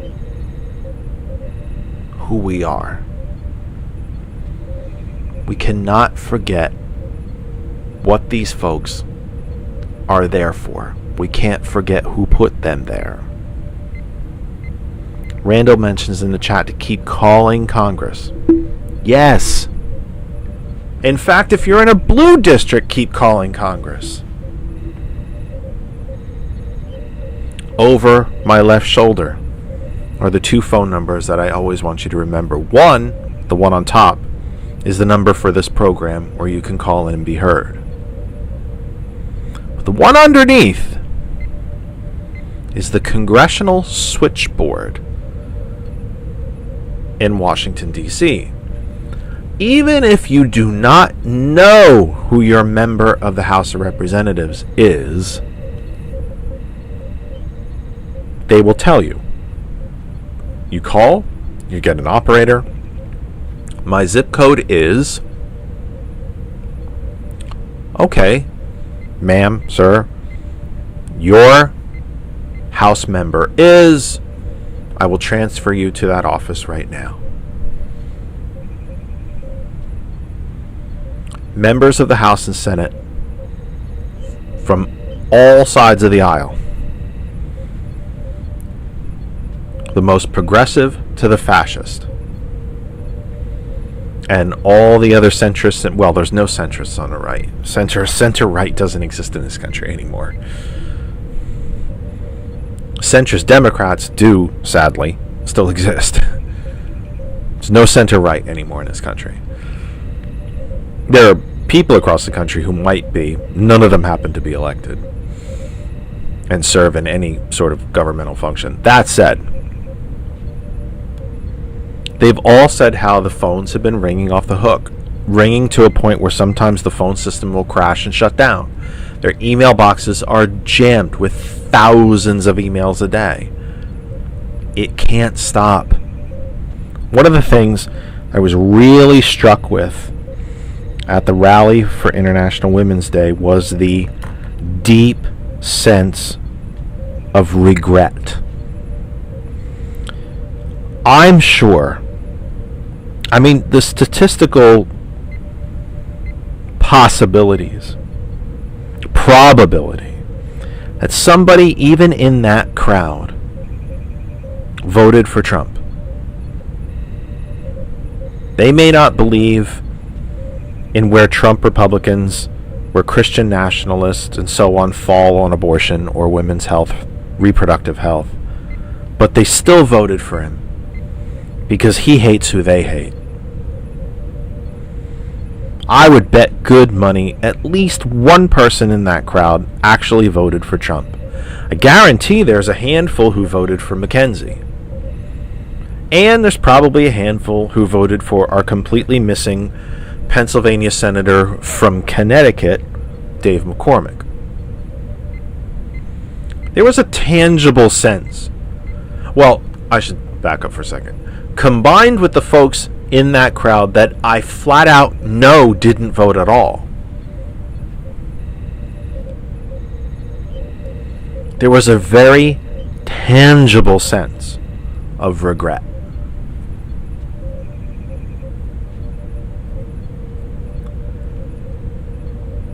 And these folks are among the folks who are emailing and calling and, believe it or not, still writing paper letters, which, by the way, is exceptionally effective. And if you don't want to pay for the stamp, then write a letter and drop it at the local congressional office to a staffer there. I have a letter for the congressman. I'd like to leave it with you if I could, please. Of course. Because remember, most staffers are volunteers. They're not paid anyway. It's not their fault. They might support the person, but generally speaking, these are not high-paid people. Let's not take it out on them. My point is, simply because we are December, January, we're 4 months removed from the election and only 7 weeks into this administration, that pressure can't stop.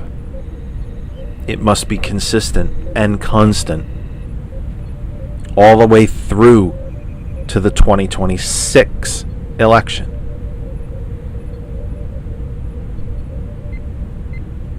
They need to hear it from you, and they should hear it from you. And if you're in a blue district, it goes for that too.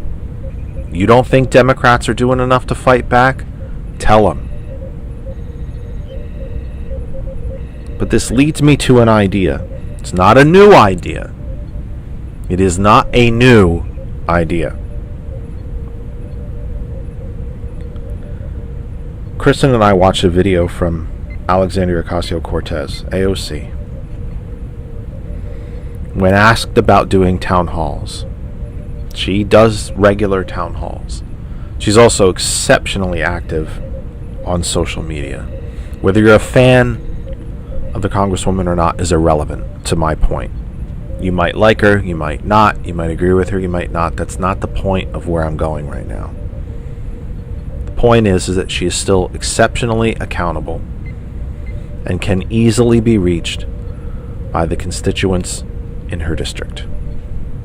And not just the constituent, really. I mean, because you have folks who are residents of this country who may be ineligible to vote, which by the strictest sense of constituency would make them non-constituents, but she treats the residents of her district, she still treats them all the same. In this piece of video, she talks about, now she was speaking specifically of really deep red districts, but other Democratic members of the House and Senate have offered to do the same, and do the same thing throughout the country. Mark Pocan in Wisconsin does this all the time. That if you're in a red district and your representative will not speak to you, will not do a town hall, will not speak to you, find the closest Democratic member, and they will.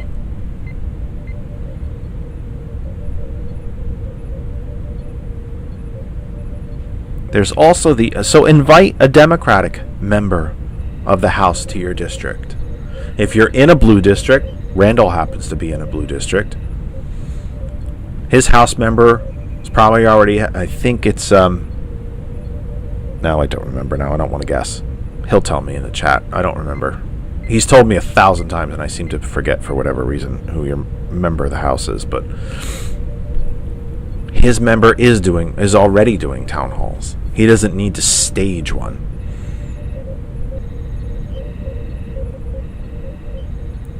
But if you live in a red district, offer your member of the House or Senate the ability to have a town hall. Tell them you'll arrange everything. I'll get the room. I'll do all the publicity. It won't cost you a dime.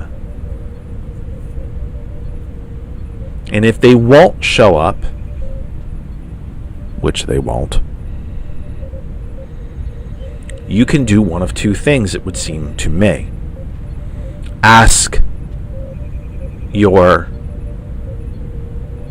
closest Democratic elected member of the House and or Senate, or you can have something called the empty chair town hall. Now, Andy Kim was a House member. He served in the Obama administration. He then ran for the United States House of Representatives from New Jersey, and was recently, in this last election cycle, elected to the Senate. When he was very first running for House, he was famous. He became famous for having the empty chair debate. He was running against an incumbent Republican whose name is escaping me at the moment. And Andy Kim would say, I'll debate you anywhere. I'll pay for it. I'll rent the room. I'll go to your constituents. I will go to all the groups. I'll go to all the trade groups and chambers of commerce and all of it that fund you and stuff your pockets full of money. I'll go to them. Just name the time and place and I will take care of it. And it never happened. So Andy Kim would publicize these debates, and he would have them all over the district, blue and red alike, and he would debate an empty chair because his incumbent opponent would not show up. There are red districts and red states throughout the country, because Senate members are afraid to talk to you too, by the way, that are having empty chair town halls. In fact, I just recommended to someone in Bucks County in Brian Fitzpatrick's district, Pennsylvania Congressional District 1, which is Bucks County, Brian Fitzpatrick. It's not just Bucks County, but primarily. That they have an empty chair town hall because no one in the district, Republican or Democratic, can get him to show up to anything. So I suggested that they had a Mary Gay Scanlon. I thought it was Randall, but I wouldn't want to be wrong. I didn't want to get that wrong. I could have swore it was her, but I just didn't want to goof it up. For once, I didn't want to goof something up. But I suggested to the gentleman that they have an empty chair town hall. I believe we should have an empty chair town hall here in the Lehigh Valley, because Mr. McKenzie is flat out scared to death to show up and face you, because he knows he lied to you, and he knows he's going to keep lying to you, because he doesn't represent you. More people voted for him than voted for Susan Wild. Absolutely. There's no questions about the outcome of the election in this district. It was free, open, fair, and clean. He won fair and square. But he doesn't represent the people, even the ones that voted for him, because he doesn't give a shit what you think. Only the ones stuffing his pockets full of cash. He's an employee of the corporation. He's a new hire. What you say is meaningless. The people who own him, that's who he represents. So why is he afraid to have a town hall? Because enough of us know it. And we're not afraid or intimidated by his title to not say it to his face.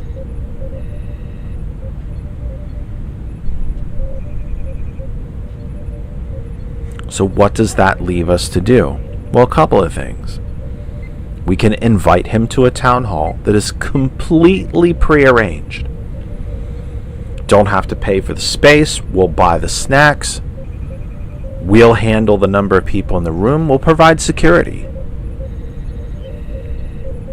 All he need do is donate his time, which, by the way, is his job.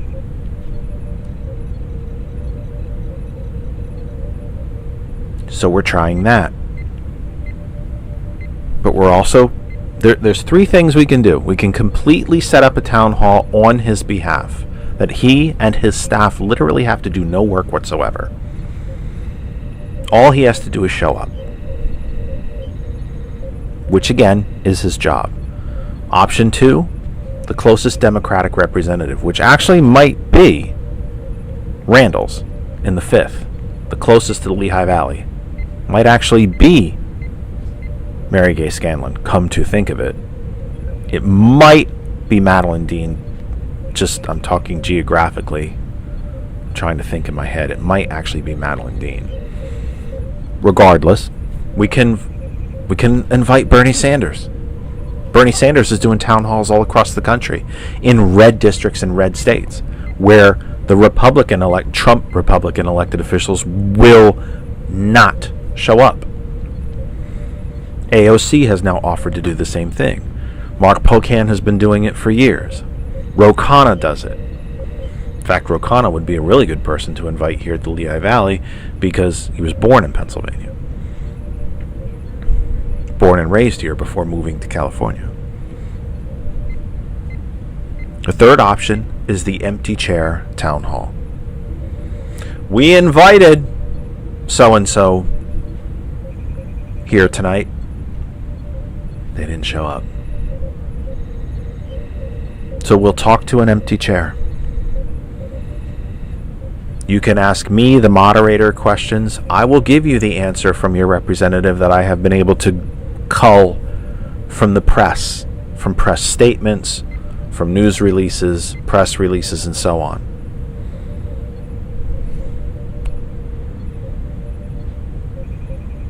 We cannot forget that this is a representative democracy. We simply cannot. If you weren't taught civics,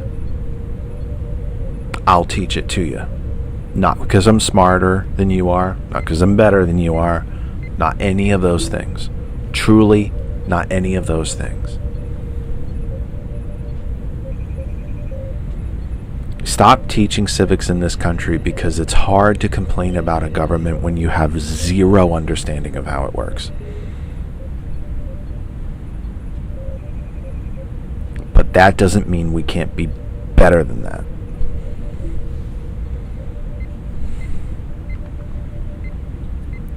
that we can't learn and simply be better.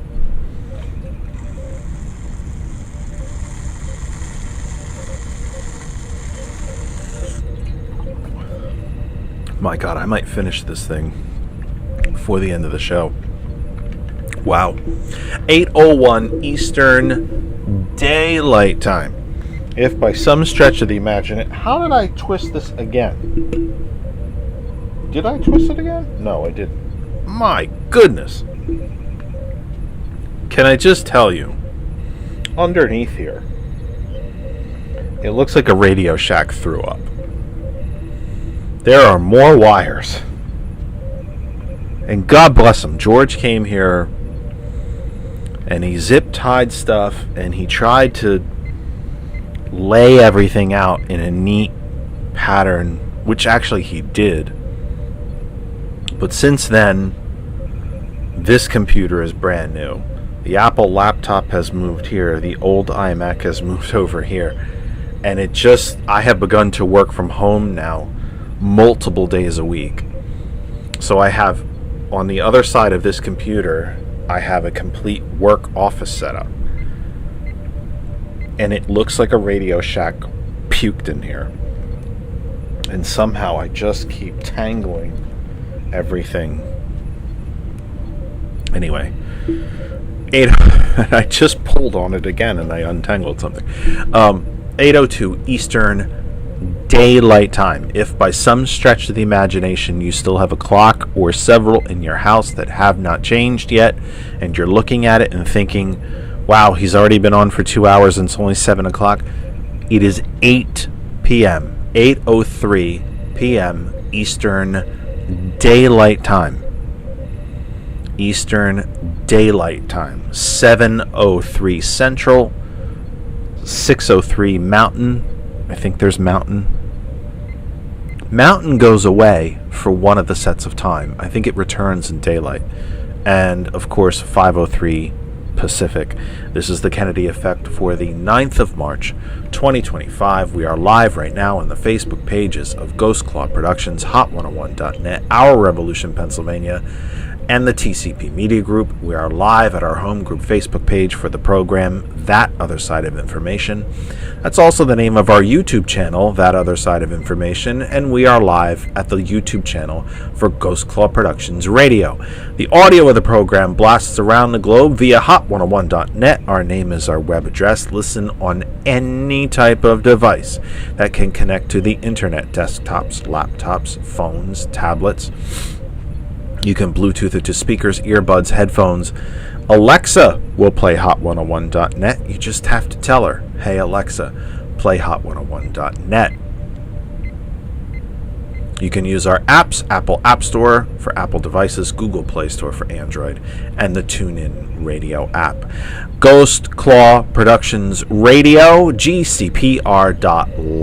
You can listen to us at our website. We have an Android app as well, completely free. Go to our website, learn about the station, meet all the hosts, see pictures of our faces. Or don't. A lot of faces made for radio. Okay. I'm kidding. Everybody else that works at the station right now is going, hey, whoa. I'm kidding.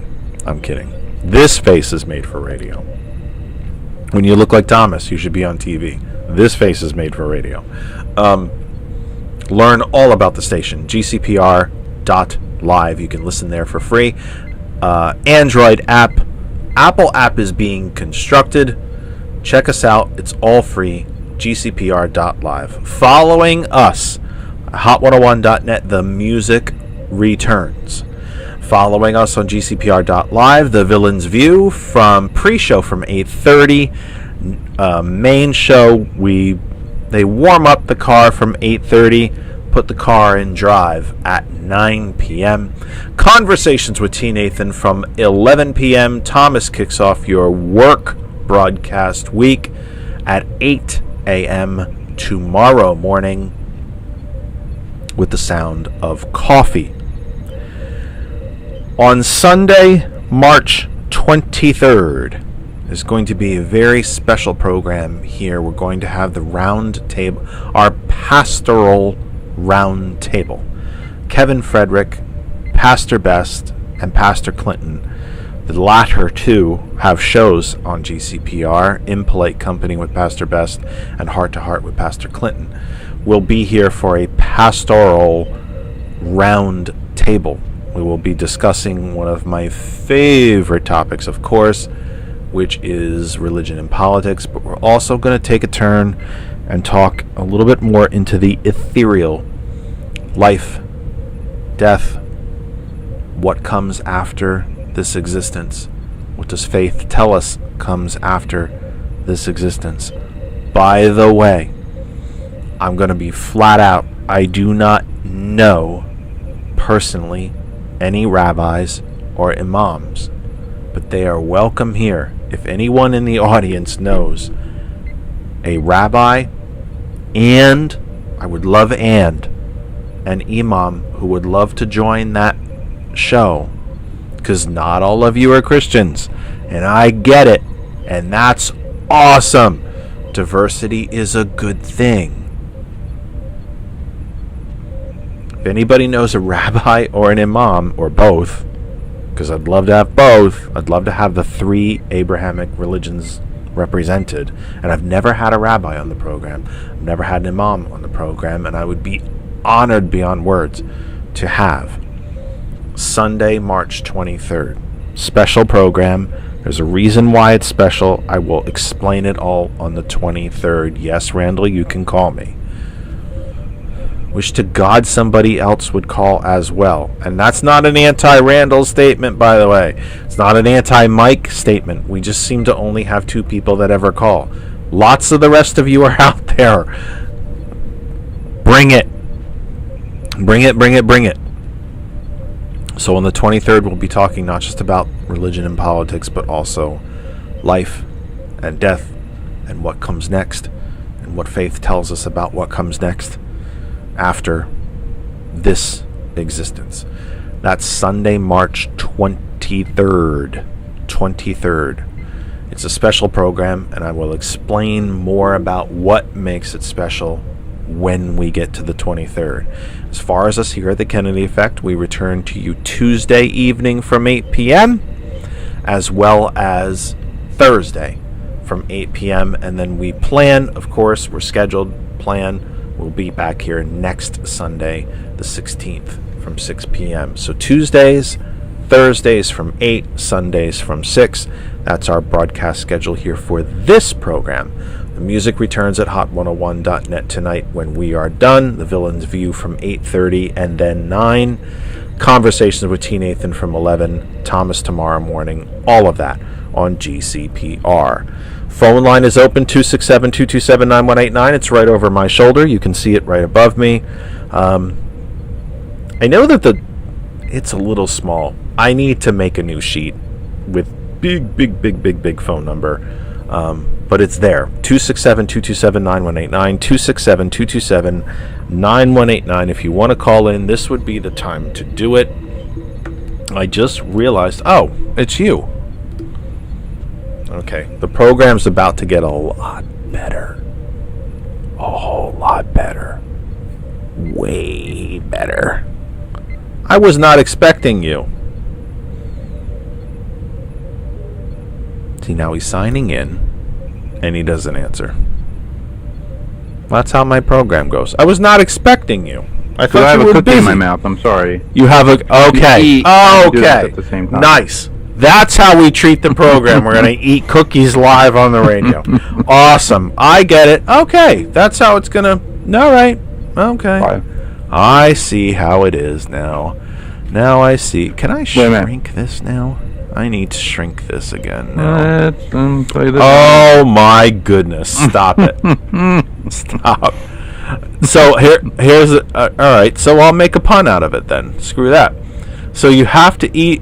So for you to come on the air, you have to eat a cookie because it's the only thing that makes the program. Wait for it. Wait for it. Palatable. Anyone? Bueller? Bueller? Anybody? I'll be here all week. Actually, I won't be. I'll be here Tuesday and Thursday. And one show Sunday. And right. Yeah, we're not a matinee either. No, I wasn't expecting you, but it's nice to see you. Thank you for being here. Anything that you wanted to contribute while we're here? Because I was actually considering quitting at 8:30. Oh, I'm sorry. No, it's fine. I'm running out of things to say. What were we talking about? I'm sorry. What were you? I didn't get the whole gist. About getting. I was advising folks a bit, and I say a bit because again I'm not smarter than any of the rest of you. I'm just not.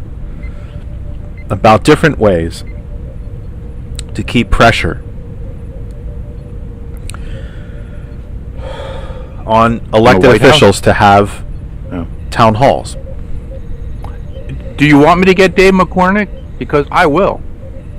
Oh God, not a chance. You don't have a chance in hell of that. Really? You just don't. Really? He's never coming here. First off, here's one of the problems. It's very basic. He doesn't live in Pennsylvania to start with. How the hell he ever got elected to the United States Senate from here is a miracle. He doesn't actually live here. He lives in Connecticut. Well, it's kind of like it's kind of like Dr. Oz, Like he lives, he lives in New Jersey, but hey, he's welcome. They're all welcome here. I'd have Ryan McKenzie here. I'd have Rob Bresnahan here. I have Scott Perry here. I'd have an insurrectionist, Scott Perry, here. But they'll never come here because they're absolutely fracking gutless. And they won't come here because they won't answer the hard questions. They won't. I won't call them names. I will not scream at them. We will not make a spectacle of it in that way. I'm not here to embarrass anybody. They can do that easily enough by themselves. I can do it easily enough by myself. So I'm not looking for any of that. But they're not coming here. They're scared to death to come here. God, there's I can name, if you and I spent enough time on it, we could probably name 1,000 Democrats are scared to death to come here. McCormick's not coming here, but if you want to chase him, go for it. I've told you 1,000 times in the history of this program, if there's somebody you want to reach out to try to invite them here, for God's sakes, go for it. I was Googling the other day how to get Keith Olbermann. How do you contact Keith Olbermann? Because I actually think he'd have the stones to come here. I just simply can't figure out how to contact him. I mean, Joe Walsh came here, and there's Democrats that won't come here. But Joe Walsh came here. I mean, I'd be happy to have all of them. We'll have a respectful conversation. I will prove them wrong every time anything falls out of their face, but I'll do it very respectfully. We'll have very respectful conversations. There's no doubt about it. It's part of why this program is not as widely viewed and not as, I guess you'd say, popular even as some of the other programs on the station. I don't scream. I don't make a spectacle. I don't have sound effects. I don't dance naked on top of the desk. And by the way, you would never want to see such a thing. Like literally ever want to see such a thing. Never, never, never. I never want to hear that again. Well, okay. I think that's very well put. I think that's very well put. But But if I ever did get any of it, if Senator McCormick, and let's be honest, that's exactly who he is. If Senator McCormick wanted to come here, he would be welcome here, be treated with respect. But if he lies, he's going to be called out on it.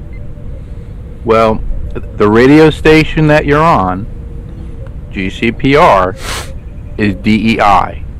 DEI is not popular. Right. He probably wouldn't come here simply It because probably of that. Come because Ryan McKenzie won't come here. Scott Perry won't come here. Rob Bresnahan won't come. They won't come here. I mean, if you put the Nazi flag in back of you, maybe.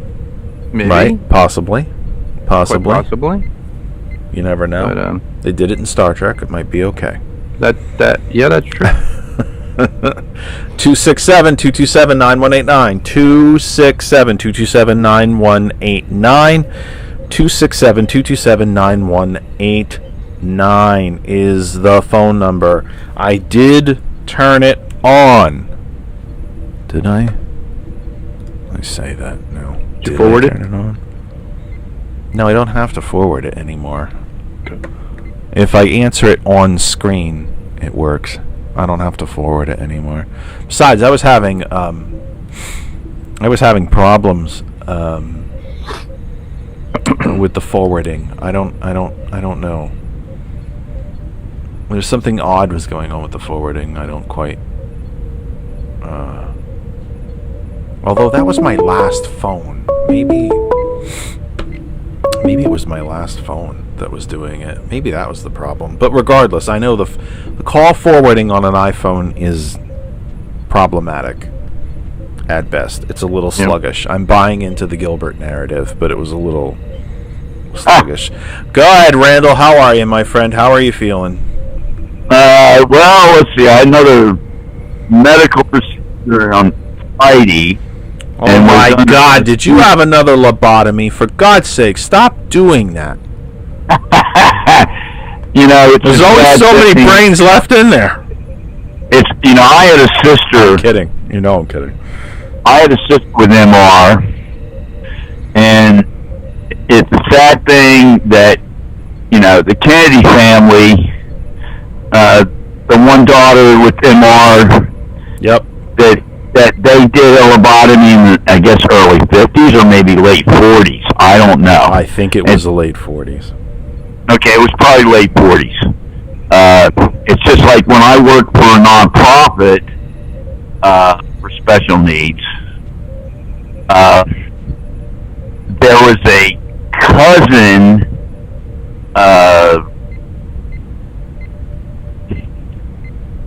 client of the Disney family with MR, and he was the last MR person to be sterilized at midnight before the law went into effect in 1947, I think it was, here in PA, that you could not do that anymore. To the intellectually deficient population of our state. Yeah, Did you happen to see? I grew up using the term MR, and I know that that's not copacetic anymore. But I'm a 72-year-old, and that's how it was with my sister and my family, using that terminology. I won't say the terminology, I'll just say MR.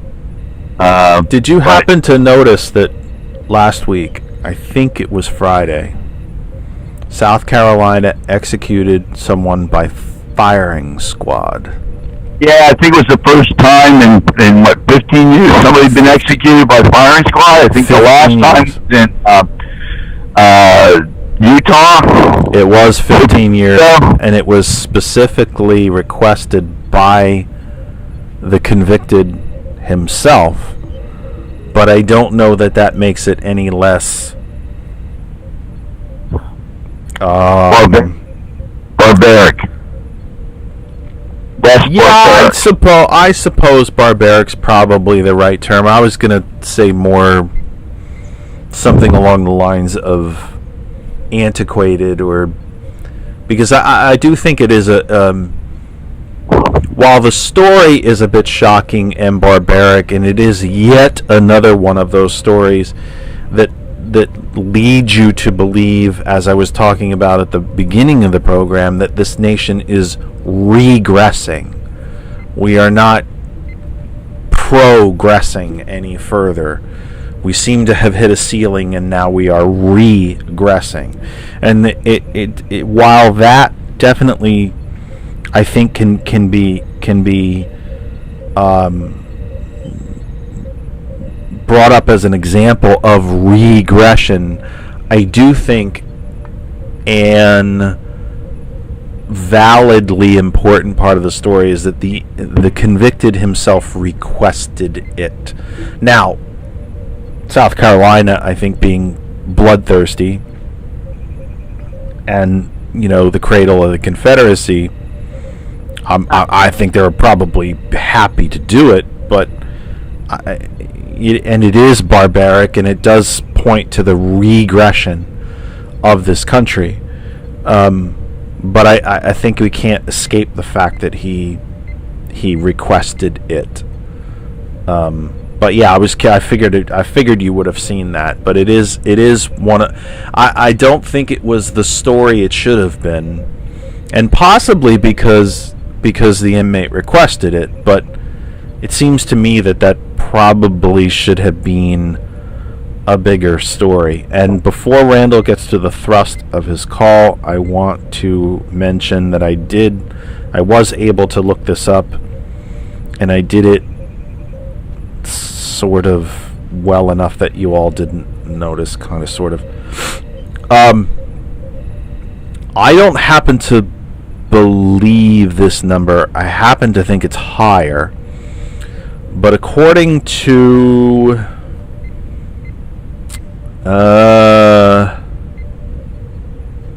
something called beinsured.com, which I do not know what that is necessarily, there are upwards of 2,850 individuals who are billionaires. Personally, I thought that number was more like 4,000, anywhere to 6,000, but apparently so far in 2025, that's a lower number than I thought. Although that number makes it all the more ridiculous that less than 3,000 people are controlling all of global, seemingly controlling all global events, but and governments for that matter. But that said, I thought it was a higher number. But yeah, according to this, it's 2,850 plus billionaires on the planet, and that number grew by 7% in just 2024. And yeah, that's pretty frightening. That's pretty frightening. You know, interestingly, this is a side issue. Interestingly, Communist Red China is controlled by the party. Right. Communist Party members. There's an oligarchy that runs everything in Communist Red China, and it's party members. And there's the 6,000 families. And it's multi-generational now in Communist Red China. Controls their country, their economy, their political, their crackdown on dissidents. And, you know, it's just like, you know, the hopes we had when Russia overthrew communism in the late 80s. The hopes we had that they would turn into a democracy. And what happened? The old communist oligarchies started taking over and privatizing all the former state communist industries, like oil and gas, for example, and they just created a billionaire oligarchy in Russia. And the former KGB, Vladimir Putin, is probably a trillionaire. There's just no way of proving that from everything he's gained under the system they set up there of oligarchy. And here we are with Trump and the Trump Republican Party. We're on the verge of being not just an oligarchy, but a new economic order. The 21st century billionaire feudalism economic system. We're there's a little bit of splitting hairs here. You're not doing it. I'm going to take responsibility for doing it. One of the things that the Cold War did to us on this side, to the Western side, to the so-called democracy side, capitalist side of the Cold War, was to conflate the terms, the economic terms and the governmental terms. It made them interchangeable when they are in fact not interchangeable. Capitalism is an economic system. Communism is an economic system. Communism, by its strictest or original sort of dictionary textbook, I'm running out of the ability to pronounce words now. I need to stop soon. Definition is a completely egalitarian society, that there is no rich, there are no poor. It is a worker-based, everyone has the same thing. Same income, same level of possession, that it is extraordinarily egalitarian. Egalitarian to the point that it tends to stifle creativity, because you could, I think you could have no Steve Jobs in a purely communistic system, because there's no incentive to create. I happen to believe that part is true. Now, in communist societies, there are great advances in the arts and science and engineering and so on, but economically they tend to be stifled because there's no in a purely communistic system, but a textbook definition of it, and I don't think that really the textbook definition of it has ever fully been implemented anywhere on earth. But we have conflated the economic systems with the governmental systems. China is not a communistic economic system. It is a totalitarian governmental system where you have to be a member of the Communist Party to get anywhere in life. That part is true. And they control everything. But there are poor. There is a significant amount, roughly about 200 million people, who live in poverty in China. There are mega rich, as Randall pointed out. There are billionaires in China. Under the strict definition of communism, that would not be allowed to exist. And by the way, the Chinese do still call themselves a communist nation, and it is the Communist Party that runs everything. But we tend to conflate these two things. Capitalism is an economic system. It is not a governmental system. It is an economic system. It is an inherently unfair one. It lends itself very easily to rule by the rich. It is an easily manipulated system when it is not highly regulated, which it was after the Republican Great Depression of 1929 and onward.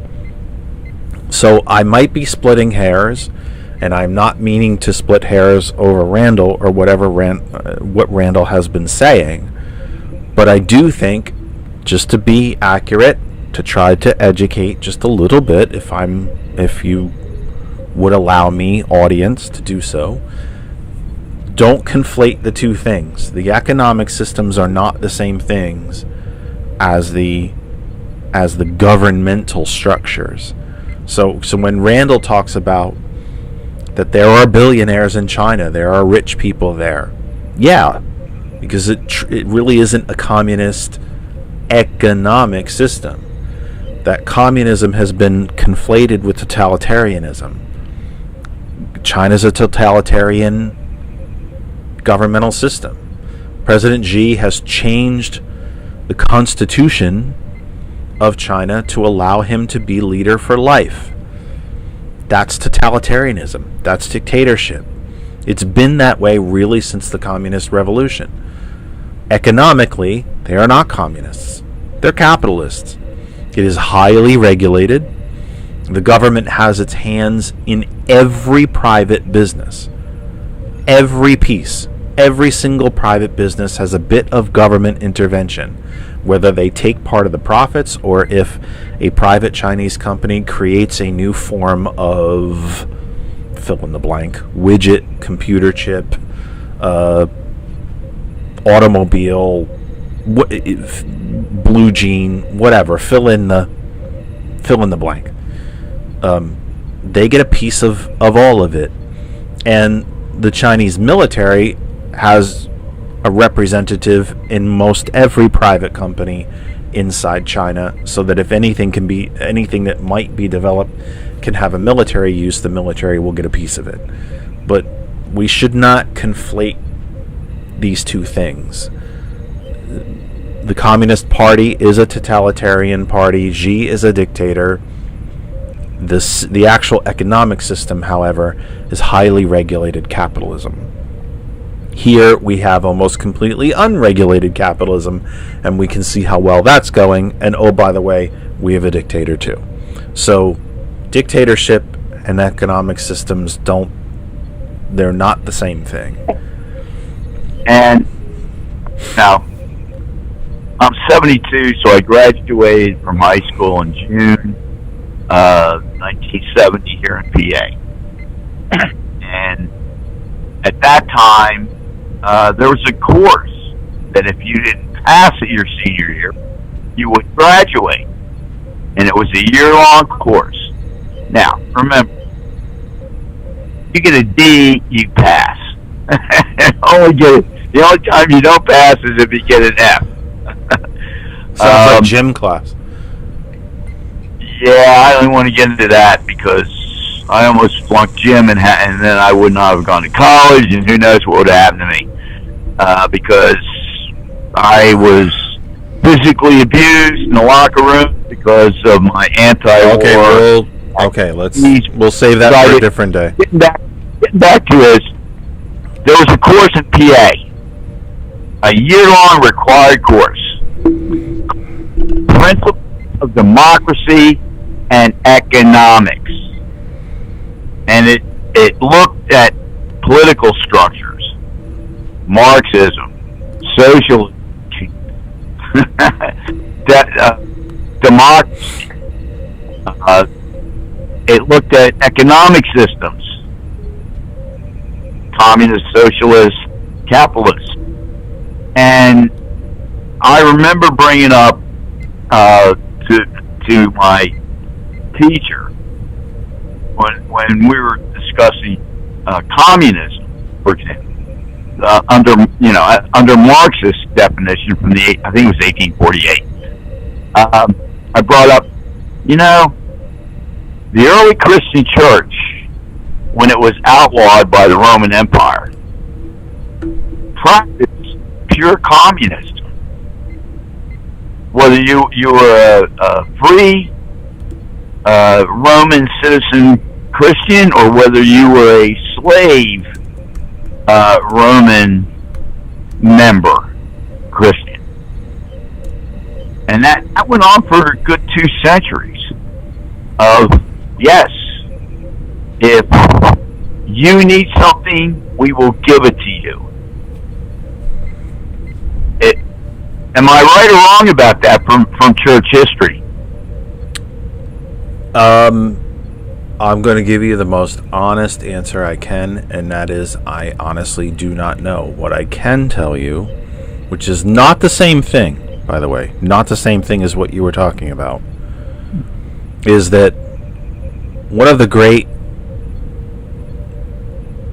divides between actual real Christianity and the corporate white evangelical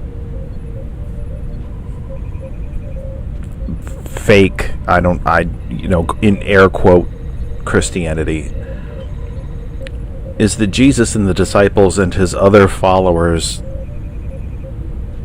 lived in a completely socialistic manner. That if one person had bread, everyone had bread. Any monies, any Roman gold, any gold coins, any monies that were given were thrown into one collective pot. Fish, bread, any type of food was put into one collective pot and distributed equally. And I can also tell you that toward the one of the real shifts in the Roman Empire came when the Senate that was, largely the Senate in Rome was usually the richest people in the society. And the Senate decided, why are we paying for all of this? We're the powerful ones. We're the rich ones. Why are we funding all of these things? Why are we paying for food for the poor? Why are we paying to build these public works projects? Why are we paying? We run this thing. Why are we paying? We paying for Roman legions, right, that protect our borders from the barbarians, and we're not paying for those legions. And guess what? The Roman Empire failed because of the stupidity of the rich in the Roman Empire to let their empire fall because they didn't want to pay a dime to defend. I'm sorry, I'm yelling at you. The rich decided that they weren't going to pay anymore. That let the people pay. They're the ones that are getting the benefits of all these things. Let them pay for it. And that began the fall of the empire, which of course did not happen overnight. The empire was entirely too vast. But that began the end of the empire. You had subsequent emperors who became dictators, who began to shrink the borders because they could no longer afford to pay the soldiers. They could no longer afford to keep these vast territories. So they began to shrink naturally and then began to be attacked along those borders from the outside because the military was no longer professional. You weren't paying the soldiers regularly, and so on and so on and so on. And we're seeing the same thing here. The rich have decided they don't want to pay for anything anymore. Poor people can't feed themselves, too damn bad. I'm not paying for that because, when you have a gentleman, when you have a person who's worth $400 billion, somehow that's not enough. It's not enough. And the competition between these people is no longer to start the new fad or the great new corporation or make the new world-changing scientific discovery. It's who's first to $1 trillion. Who's going to be the first one to reach 500 billion? Who's going to be the first one to reach 600 and 700 and 800 and the holy grail of $1 trillion? Who's going to be the first trillionaire? Is it going to be Musk? Is it going to be Putin? Is it going to be the Saudi royal family? Do we not know that they aren't already trillionaires? That seems to be the new competition. And the rest of us can, no pun intended, suck eggs, but we can't because we can't afford them. But that's not the point. The rest of us can fight for the scraps of what's left. And that is capitalism in its most pure form. That the ones who have the money keep the money, and the ones who have the money control all the ones who don't. That's the most pure form of capitalism. The United States is considered a capitalist country. We've never been a purely capitalistic country. It's always been laden with protections and regulations against, on behalf of those who are not rich, from the rich. Those regulations, which are nothing more than protections, are being melted and taken away. Trump said in his, I guess you'd call that a speech that happened on Tuesday, that every time a new regulation is put into place, he wants to see 20 more removed. there'll be no regulations left. Regulations are simply protections. Regulations are what keeps your food from killing you. Regulations put seatbelts in cars, and airbags, and rearview mirrors for that matter. And we're the Sherman antitrust law, which was never taken off the books. It simply stopped being enforced. Exactly, it's still law. Yes, and it is. It was against the robber barons, the rich of the 19th century, of the Gilded Age, the first Gilded Age. We're in another. We were at the Gilded Age again, and a different type of Gilded Age. But the point is, we also had, major books written, like The Jungle, about the meatpacking industry being so dirty, and this is why people are sick, and this is why laws were passed, like the Food and Drug Administration, the Department of Agriculture, inspecting meat and food. Yes, they are protections. Yep. And all these billionaires want to do that control the Trump party is do away with everything that protects us. Yep. Let's do away. Let's let Pittsburgh, like it was in 1949, be black like the night at noon from the coal pollution. Let the river, the Ohio River, catch on fire again, like I saw in my life.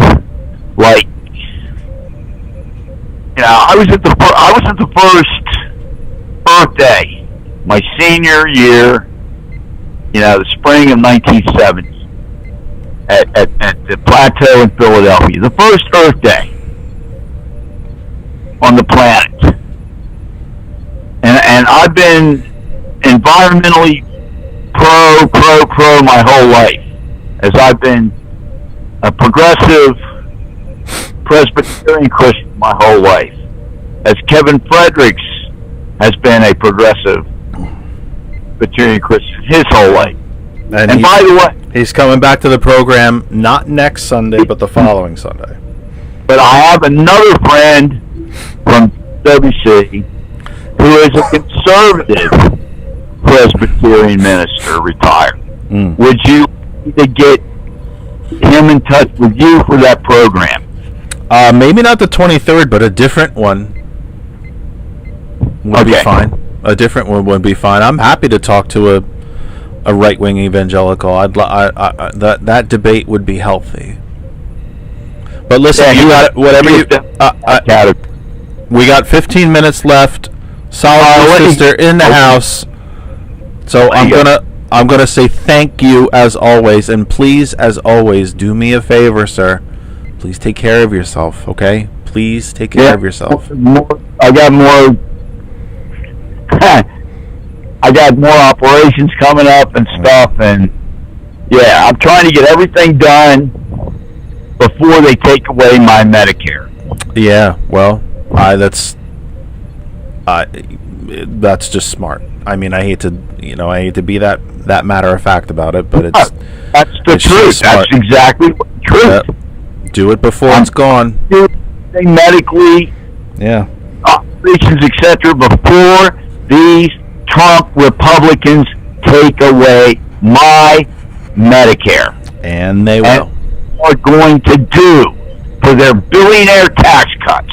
Correct. And with that, God bless you all. Thank you, my friend. Take care of yourself. Welcome, Solid Blue Sister, sneaking in under the wire, breaking the tape at the end of the 100-meter. How are you? You're still muted, my dear. You're still muted. Hello, I think. hello. How are you? There we are. How are you, Lassie? All right. I am doing well. I am doing well. Good. I first joined my show yesterday, which was brought down and unavailable on YouTube because Oh, was it? The copyright. Oh, you too? Yeah, you know what? NBC. I know. I used some of their stuff. It was fun. Who'd you use? I used Saturday Night Live. Oh yeah, no, they're NBC's brutal with that stuff. Yeah, I mean, really, really tight. Yeah, but it was with fun. that stuff. NBC's I don't know, man. I'm waiting for the copyright police to storm into Thomas's studio one of these mornings. I'll tell you what. I mean, every day I flip through my phone and I go to Facebook and it says your video has been muted and has been this and that, and the 9 million sound effects and the music and the whatnot. And like, one of these days are just going to be like, shock troopers going to break into the shed and just like, stop using them, I'll point right at them. And I don't know how he does it. I don't know. He keeps doing it though, but hey, we're all different. We all got different stuff. That's the beauty of it. It's the beauty of what we do. We all do it differently. We all come from a different angle. But it's nice of you to pop in here again. I appreciate it. Appreciate it very much, especially with the time difference. Did you remember to reset all your clocks? No, I didn't, and I woke up this morning. I was like, I didn't mean to sleep this late.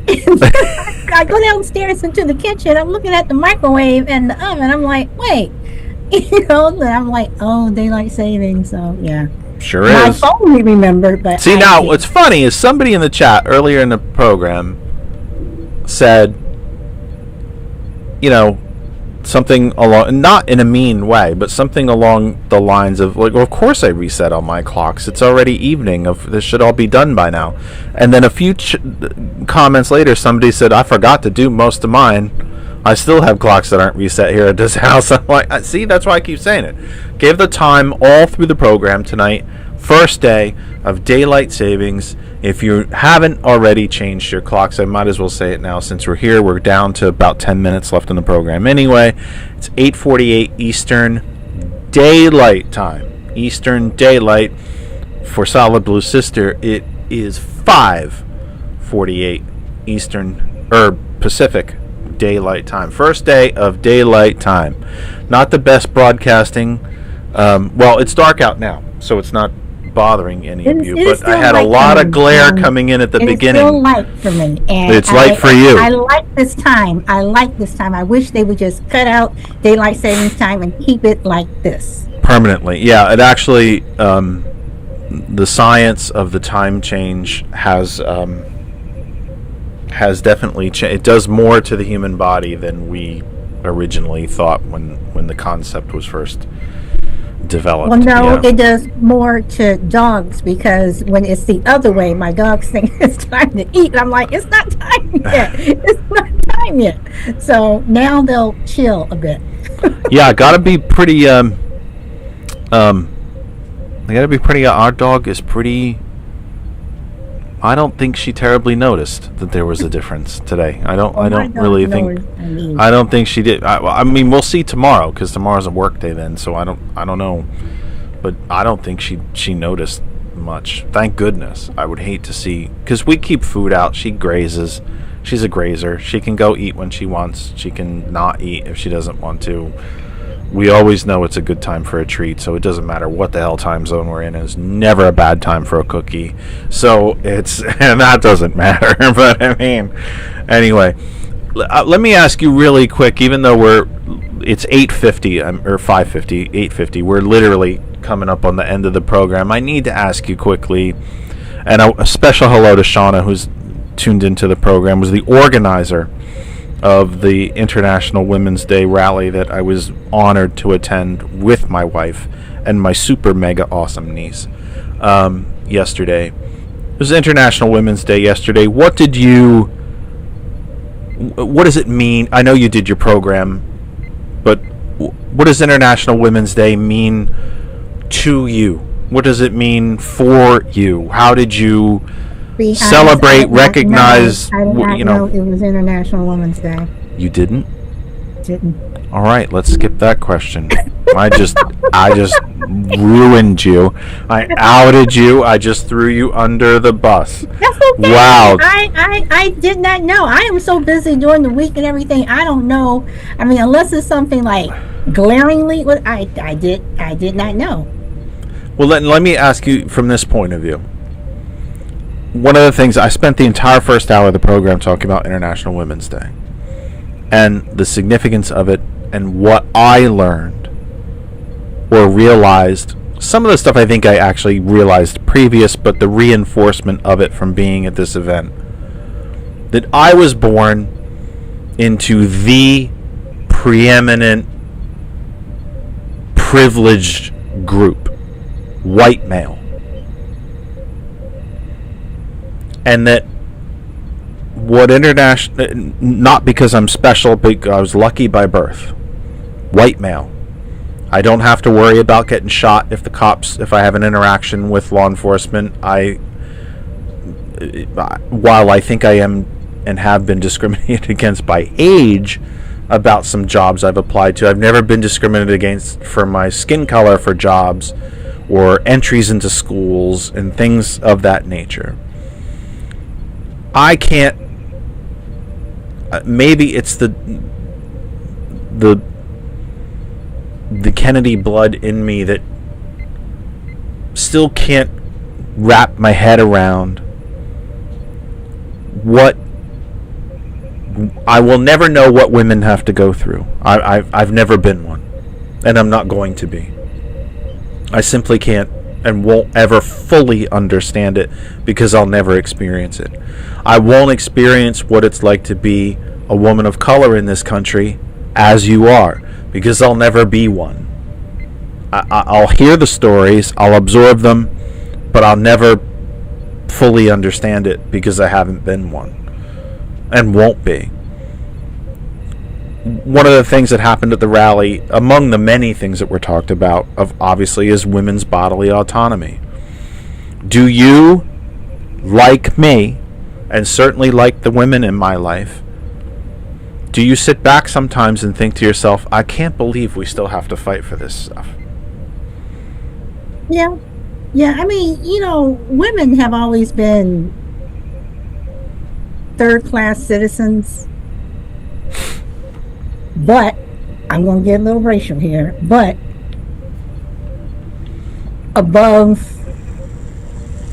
like this, white women have always been third-class citizens. Black women have always been fourth-class citizens. Because still, when I think about International Women's Day, if from just what you just said and what have you, I'm thinking about it, I'm, kind of laughing because there's still... Women can sit up here and say, oh, we want to, have the same rights as men, don't touch my body and stuff, but it's still, white women still come out ahead. There's still, a discrepancy between white women's salaries and a black woman's salary for the same job. Yeah. So when you say International Women's Day, are you talking, exactly what does that mean? Because sometimes I look at it, and I've gone back and forth with women about this.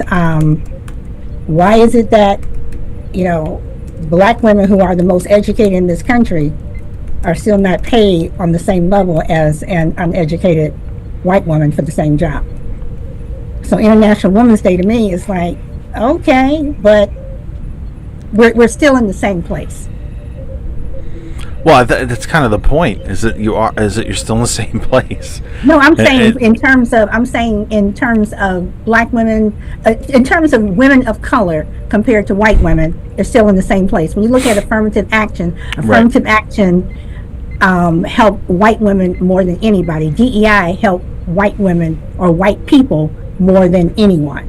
So, especially white women. So, and then when you look at International Women's Day, you look at this country and say the majority of white women voted for Trump. So don't go out there talking about International Women's Day and you all are not. Well, I don't want to hear about your body, but then who did you vote for? We talked about that again during the first hour I know, not because I know the individuals, but there was 500 people at this rally. Somebody in that group, even holding a sign that said, hands off my body, or whatever their particular sign said, someone in that group voted for Trump. Of course. And I think an even larger number of them didn't vote at all. Yep. Because there was a palpable sense of regret within the group of, and part of it being I can't believe we're still fighting for this crap this many years later. Can't believe our country is here where it is, and so on. But that was one of the interesting takeaways for me. And again, the overwhelming majority of people that were there voted Democratic. It just is the nature of the group. But you could, if you just kind of looked around, you could see some lowered eyes occasionally of like, I can't believe we're here, and wow, did I goof up? Well, and again, I don't know the individuals that did it, but the sheer numbers tell you. But I look at those people, Jeff, and say, how dare you even show up at an event like that? How dare you? If that's the epiphany that they have to have, I'll take it, because we have elections again in 26, and I can tell you, I gotta hope that in 2020 we have elections in 24, we have elections in 26. I mean, we hope we will. Yeah, we hope we will. If anything, the House and Senate should have been blue. If anything, even if you're still going to vote for this guy, the House and Senate, and so that's why I'm like, yeah, whatever. Let me end on this note, because we're only a couple minutes away from the end of the program. Exit polling tells you that 60% exit polls, and then you extrapolate out over the group.